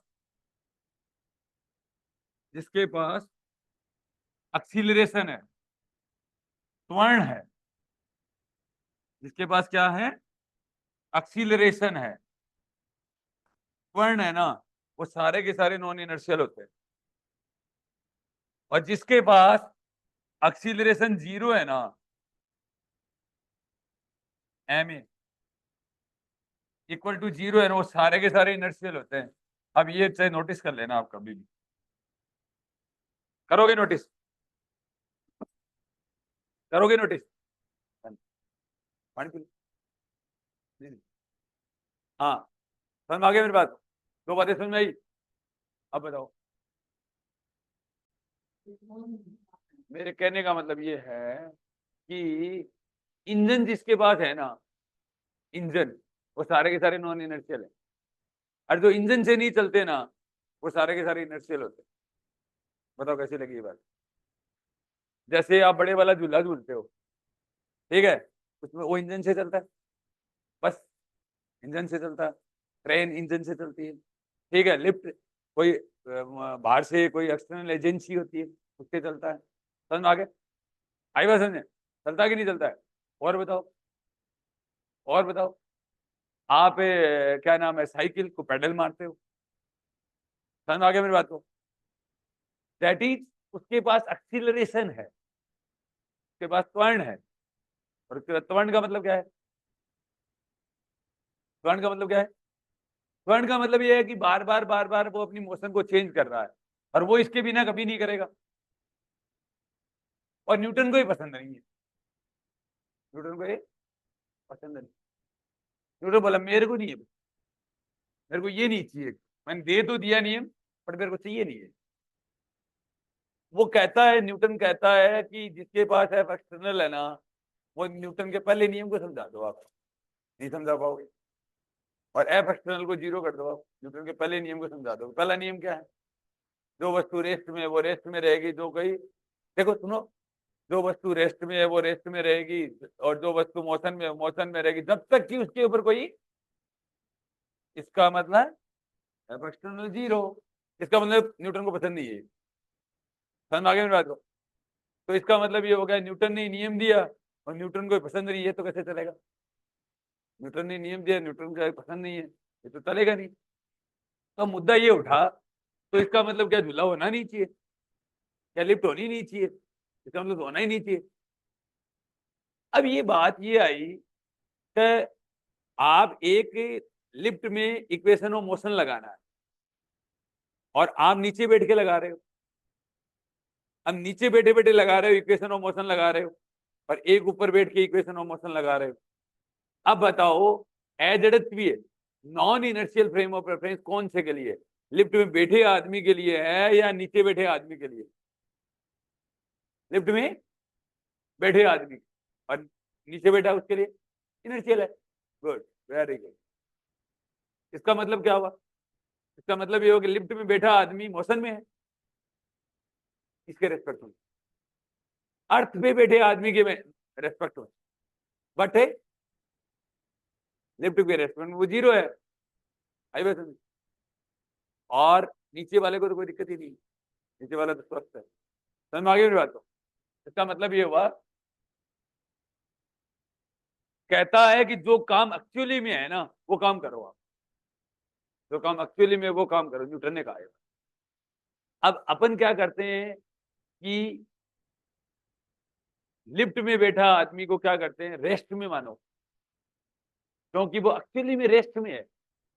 अब रेस्ट में करने के लिए क्या करेगा, वो जिस वेलोसिटी, जिस क्या नाम है, फोर्स से आगे बढ़ रहा है वो बैक साइड लगाएगा, लगाएगा नहीं लगाएगा? और उल्टा फोर्स लगाने ही क्या कहलाता है, स्यूडो फोर्स कहलाता है। उल्टा फोर्स लगाने क्या कहलाता है, स्यूडो फोर्स कहलाता है। That's all. इसका मतलब ये हो गया कि भाई अगर कोई घूमती हुई चीज के अंदर, फैलती हुई चीज के अंदर, बढ़ती हुई चीज के अंदर, एक्सीलरेशन वाली चीज के अंदर, फोर्स वाली चीज के अंदर अगर आप कोई भाई लो लगा रहे हो ना, ठीक है, तो जैसे हो वैसे ही लगाना, उल्टा सीधा काम मत करना। इसका मतलब रेस्ट में हो तो रेस्ट करके करना काम, उसके बाद में इक्वेशन ऑफ मोशन वही आएगी जो नीचे वाले के लिए आ रही है और चाहे ऊपर है।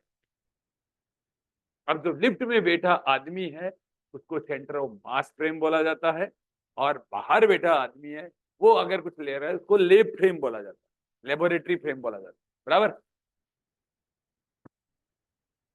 आई बात समझ? बस इतना ही थे। इसका मतलब लिफ्ट में बैठे आदमी के ऊपर भी आप क्या लगा सकते हो इक्वेशन ऑफ मोशन, और ऊपर बैठे हुए आदमी के ऊपर भी लगा सकते हो। ठीक है, एक क्या हो जाएगी, नॉन इनर्शियल हो जाएगी, एक क्या हो जाएगी, इनर्शियल हो जाएगी। समझ में आ गया? तो मैं तो ये बात बता दी भाई, आज के बाद कोई पूछे कि इनर्शियल फ्रेम क्या होता है, क्या भाई ये इंजन हटा दे तेरा, पहली बात इनर्शियल बन जाएगी। बराबर? और इंजन लगा दे, नॉन इनर्शियल बन जाएगी। अब अर्थ है, अर्थ कोई इंजन से चल रही है? नहीं चल रही, तो अर्थ क्या हुआ, चलो, जो कि घूम तो रही है, सुना है ना कभी अर्थ घूमती है, दिख रही है आपको? क्यों नहीं दिख रही, आप बताओ, क्यों नहीं दिख रही?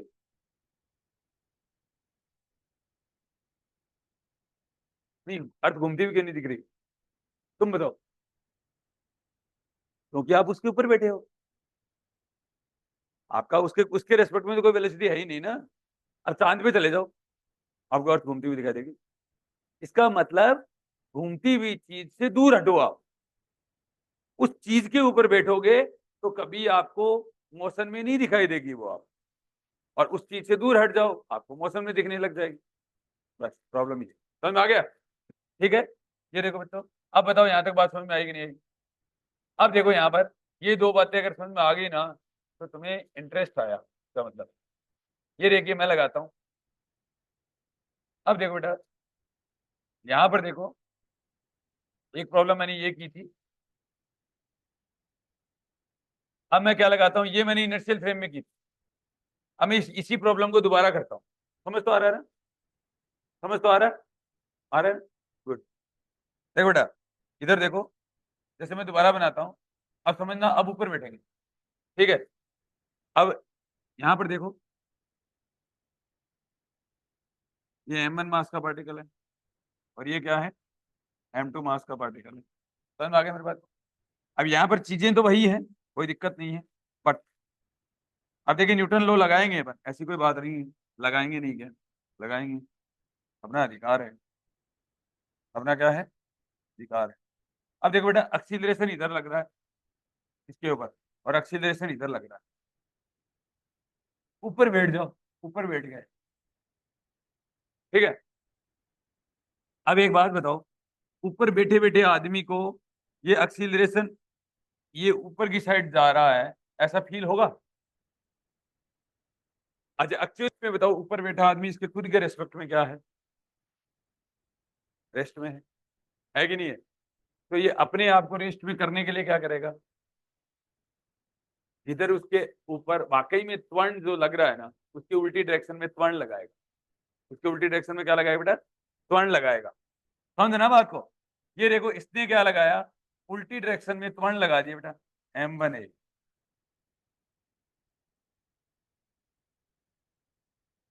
ठीक है, इतना ही काम करना है। ये देखो, उल्टी डायरेक्शन में क्या लगाना है बेटा? त्वरण लगाना है आपको। लगा दिया। अब ये रेस्ट में आ गए। रेस्ट में क्यों किया आपने? रेस्ट में क्यों किया? क्योंकि न्यूटन को एफ एक्सटर्नल पसंद नहीं है। न्यूटन को ना नीचे बैठे एफ एक्सटर्नल पसंद है, ना ऊपर बैठे एक्सटर्नल पसंद है। न्यूटन कहता है कि इक्वेशन ऑफ मोशन तभी लगाऊंगा, पहली बात तो मेरे दूसरे नियम में एफ एक्सटर्नल को जीरो करो, पहली बात तो। और पहला नियम आना चाहिए। पहला नियम तभी आ सकता है जब एफ एक्सटर्नल को क्या कर रहे हो? जीरो कर रहे हो। बराबर? समझ आ गया मेरी बात को? तो ये काम हो गया। अब अलग गया। अब ये शांति है। अब बताओ क्या करें? स्यूडो फोर्स क्या है? एक आभासी बल है। अब ये स्यूडो फोर्स लगाने के बाद हमेशा इक्वेशन बैलेंस होंगी। हमेशा इक्वेशन क्या होंगी? बैलेंस। ऊपर की साइड जो लग रहे हैं उनको एक तरफ करो, नीचे की साइड लग रहे हैं वो एक तरफ करो। स्यूडो फोर्स लगने के बाद क्या होंगे बेटा? इक्वेशन बैलेंस होंगी। अब ये देखो, दोनों को जोड़ो बेटा, M1A और प्लस M2G और बराबर T। अब देखो ध्यान से समझना बात। बताओ यही थी क्या नीचे बैठने के बाद भी?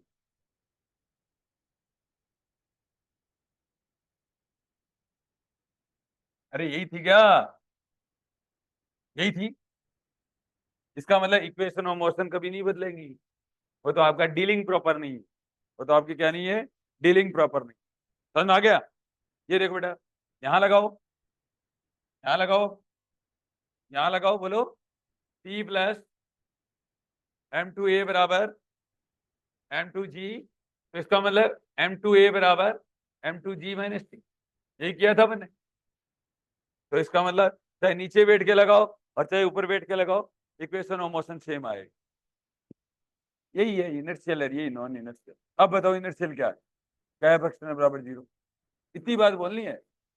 नॉन इनर्शियल क्या है? एफ एक्सटर्नल बराबर नॉट इक्वल टू जीरो। बस। जहां पर एक्स्ट्रा फोर्सेज लगते हो। और इक्वेशन ऑफ मोशन कब लगेगी? एफ एक्सटर्नल को जीरो करो। एफ एक्सटर्नल को क्या करो? जीरो करो, लग जाएगी। समझ में आ गई मेरी बात? अब देखो बेटा, इधर देखो, एक प्रॉब्लम समझ में आई क्या?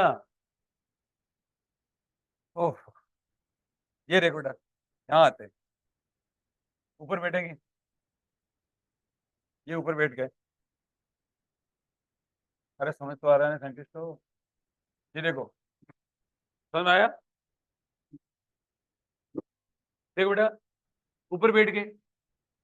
और एक बात बताओ, आप ऊपर तो बैठ गए, तो आपको वो झूले वाले जो मेले में जो आपको घुमाते हैं, चारों ओर चक्कर लगवाते हैं रुपए लेके, ठीक है, वो क्या करे रखते हैं? वो कड़ियां बांधे रखते हैं यहाँ से, और वो भी थ्रू वॉल्ट वगैरह वगैरह से लगाए हुए, खोल दें तो 2-3 खेत बाहर मिलो। उड़ते हुए दिखाई दो। ठीक है, ऐसा ही ना? इसका मतलब वो जो कड़ियां बंधी हुई हैं, वो mv²/r को एडजस्ट कर रही हैं। ठीक है, अब यहाँ पे कोई पर्सन खुद बैठा है, वो कहेगा कि ये जो mv²/r अंदर की साइड जो लग रहा था ना, अब इसको बाहर की साइड करेगा वो। mv²/r को क्या करेगा बेटा? बाहर की साइड करेगा। करेगा। अब क्या करोगे? अब बताओ क्या करो इक्वेशन ऑफ मोशन लगाने के लिए? बैलेंस कर दो। ये दोनों एक तरफ लिख दो बेटा। तो दैट इज mv²/r और प्लस mg cos थीटा और बराबर। बताओ इक्वेशन सेम है कि नहीं? Equation same. समझ में आ गई मेरी बात? ठीक है। अब बताओ कैसी लगी ये बात? कैसी लगी?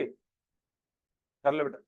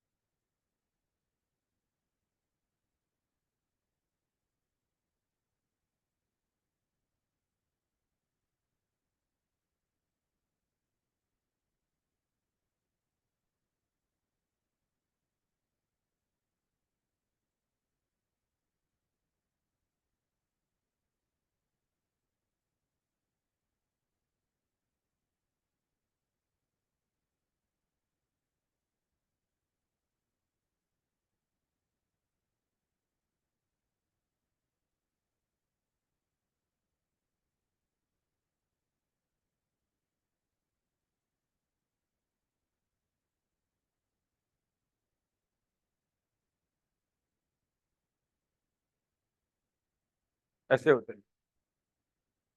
देखो सुनो दीदी, सेंट्रीपिटल सेंट्रीफ्यूगल ऐसे होते हैं।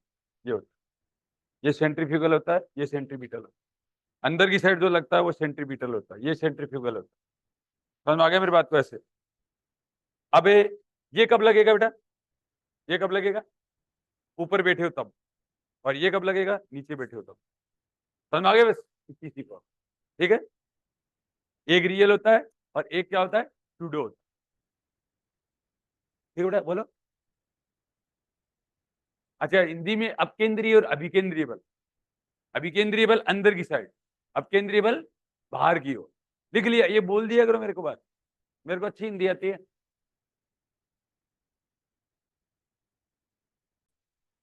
लिख लो, सेंट्रीपिटल अपकेंद्रीय, सेंट्रीपिटल अपकेंद्रीय लिख लो बेटा। सेंट्रीपिटल, सेंट्रीपिटल अभिकेंद्रीय, अभिकेंद्रीय। और सेंट्रीपिटल अपकेंद्रीय, सॉरी सेंट्रीफ्यूगल,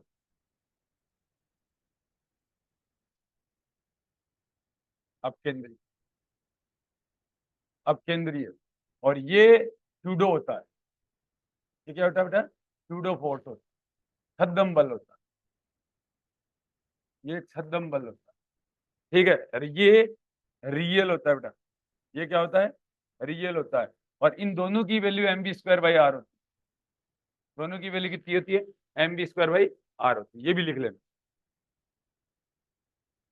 हाँ, सेंट्रीफ्यूगल बाहर की ओर।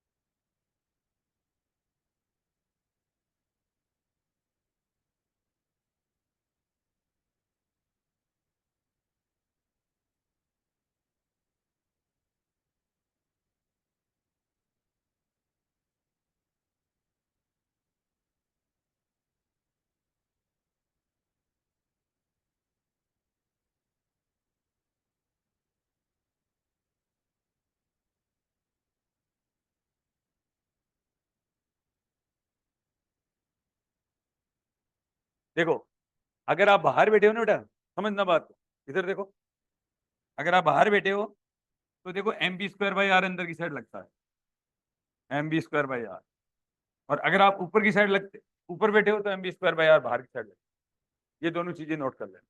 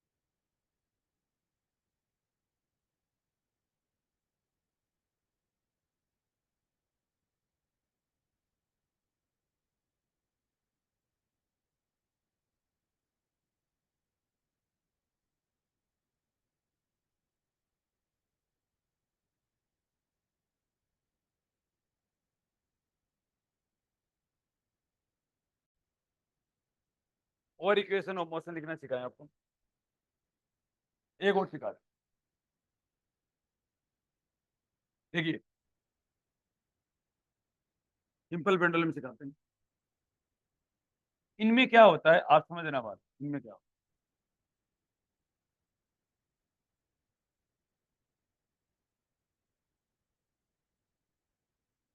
ये एंगल थीटा होता है, आपने कभी देखा होगा, देखा है कभी? ठीक है, अब यहाँ पर देखो बेटा, ये एल लेंथ है,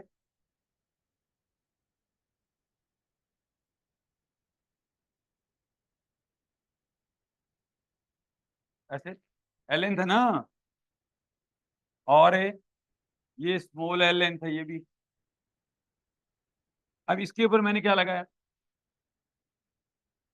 ये इधर कैसे खींचता, मैंने फोर्स तो लगाया होगा ना, लेकिन फोर्स लगाने का अपना एक स्टाइल है यहाँ, फोर्स लगाने का अपना क्या है, एक स्टाइल है। क्या स्टाइल है, मैंने थोड़ा सा फोर्स लगाया है और मैंने छोड़ दिया, इसका मतलब क्या किया, इसका मतलब मैंने डायनामिक मोशन पता करना चाह रहा हूँ ओनली, दैट इज मैं उसकी नेचर जानना चाह रहा हूँ कि नेचर क्या है सिंपल पेंडुलम। मैंने कोई परमानेंट इसके ऊपर कोई एक्सटर्नल एजेंसी नहीं लगाई। ट्रेन के पास में परमानेंट एजेंसी होती है, और वर्टिकल प्लेन के अंदर बड़े वाला झूला होता है उसमें परमानेंट होता है, सब में परमानेंट होता है, इसलिए वो इनर्शियल नॉन इनर्शियल ऐसे होते जाते हैं, है ना। यहाँ कोई परमानेंट है क्या, यहाँ परमानेंट नहीं है। ये मैंने क्या किया, थोड़ा सा पोर्ट लगाया, बस मैं उसका नेचर जानना चाह रहा हूँ, इसका नेचर क्या है, दैट इज इसको क्या बोलते हैं कि मोशन जानना चाह रहा हूँ। क्या जानना चाह रहा हूँ, मोशन जानना चाह रहा हूँ। समझ में आ गया यहाँ तक? अब देखो बेटा, इसका मतलब मैंने, अब समझना बात को, ये भी और अच्छी बात है, आप तो ऐसे दुख पाते रहते हो। ये देखो बेटा, ऐसा कुछ है, ये है, मैंने भाई देखो फोर्स लगाया और मैंने फोर्स ऐसे लगाया, ये देखो ये मेरा एफ एक्सटर्नल है, लगाया, और ये खुद एडजस्ट करता है। अब ये समझना बात, ये एम जी हो गए, सही कह रहा हूँ गलत कह रहा हूँ, और ये बाहर की साइड है, ये एंगल थीटा है, that is M G cos theta, M G ये टेंशन, ठीक है, और ये वाला क्या है,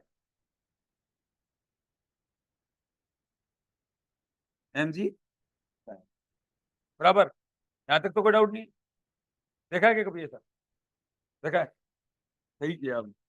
अब ये देखो बेटा, ये प्रॉब्लम क्या कह रही है आपको पता है, ये प्रॉब्लम ऐसे कह रही है कि मेरे पास एक तो एफ एक्सटर्नल है और एक सिंपल पेंडुलम के पास में एफ इंटरनल है, बाकी कोई फोर्स है, बाकी कोई फोर्स है इसके पास, एक तो अपन बाहर से जो लगा रहे हैं वो बल है, और ये खुद एडजस्ट कर रहा है, दो ही तो बल है, बराबर। ये लिख दो, इसका मतलब क्या हुआ, एफ एक्सटर्नल बराबर माइनस एफ इंटरनल, और एफ इंटरनल क्या है, ये रहा एम जी साइन थीटा, जी साइन थीटा, ठीक है।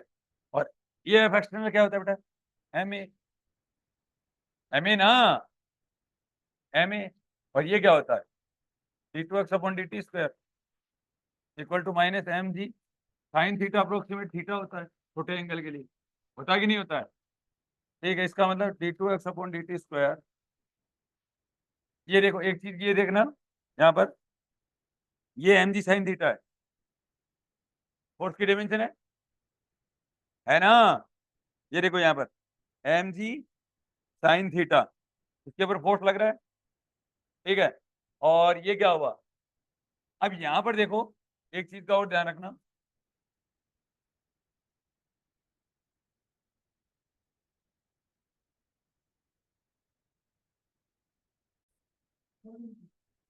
एम ए बराबर minus M G sine theta, इसका मतलब इसको घुमा कौन रहा है, घुमा कौन रहा है, एम जी साइन थीटा घुमा रहा है, रोटेट कौन कर रहा है। अच्छा अब मैं ऐसे कहना चाह रहा हूँ, इसके पास एक्चुअली कोई फोर्स है क्या, मैं ये कहना चाह रहा हूँ, दैट इज मेरे कहने का मतलब ये हुआ, एफ हाँ, रिजल्टेंट कितना है? एफ रिजल्टेंट कितना है ये बता दो आप। 0 है। इसका मतलब क्या हुआ?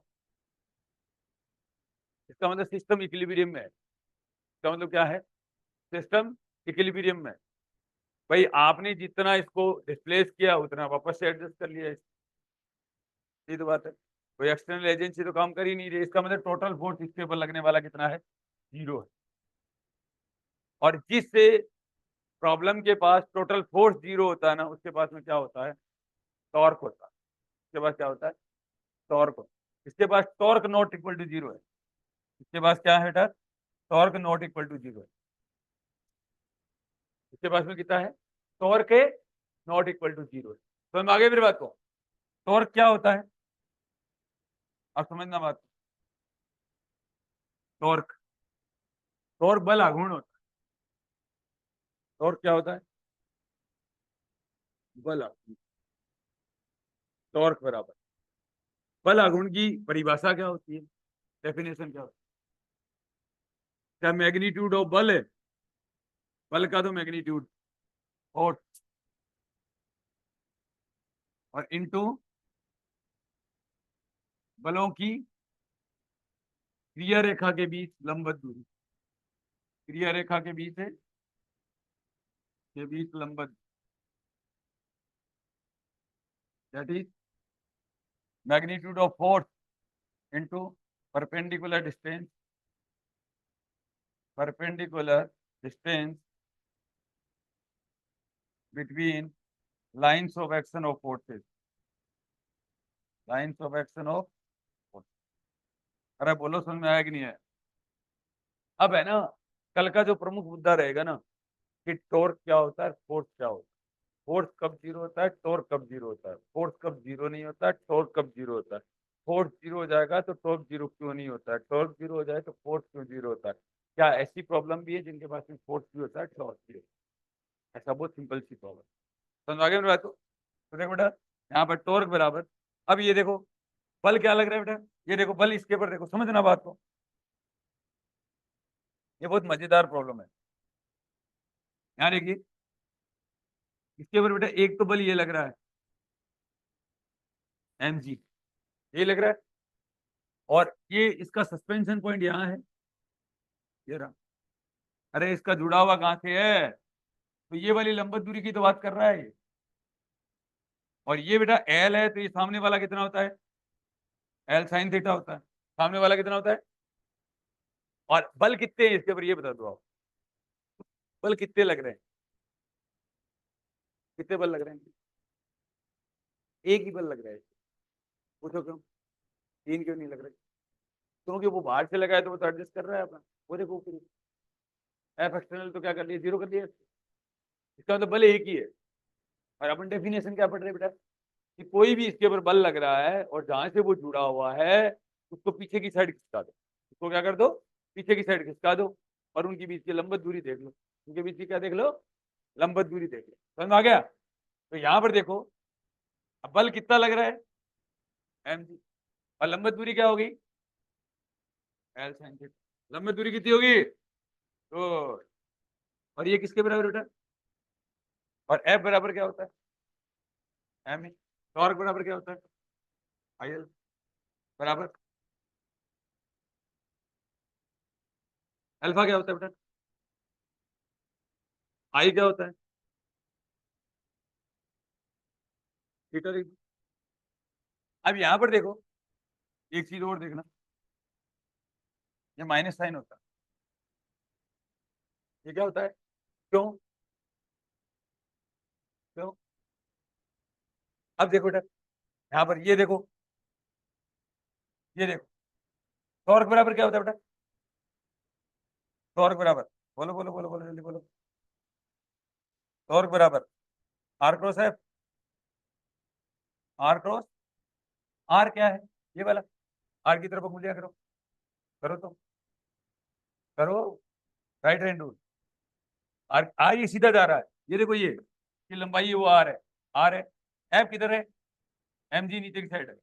ये देखो अंगूठा नीचे की साइड आ रहा है। अंगूठा कहाँ की साइड आ रहा है? नीचे की साइड आने से मतलब क्या होता है, माइनस साइन।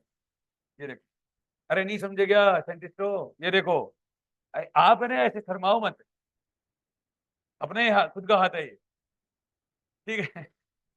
समझ मेरी बात को, ये देखो आर और एम जी की तरफ मोड़ दो, एम जी की तरफ मोड़, अंगूठा नीचे की साइड, तो टॉर्क बराबर minus M G sine theta, ठीक है। तो यहाँ पर देखो समथिंग ऐसा कुछ, तो ये हो जाएगा, तो d two theta upon D T square,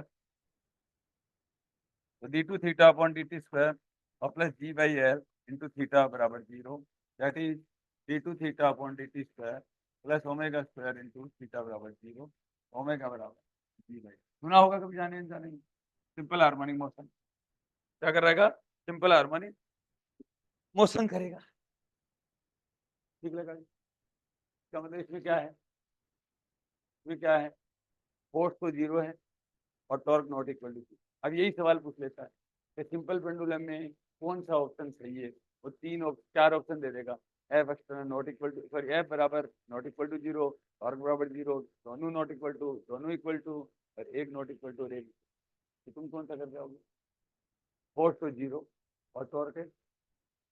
ऐसी और कोई प्रॉब्लम देखिए क्या,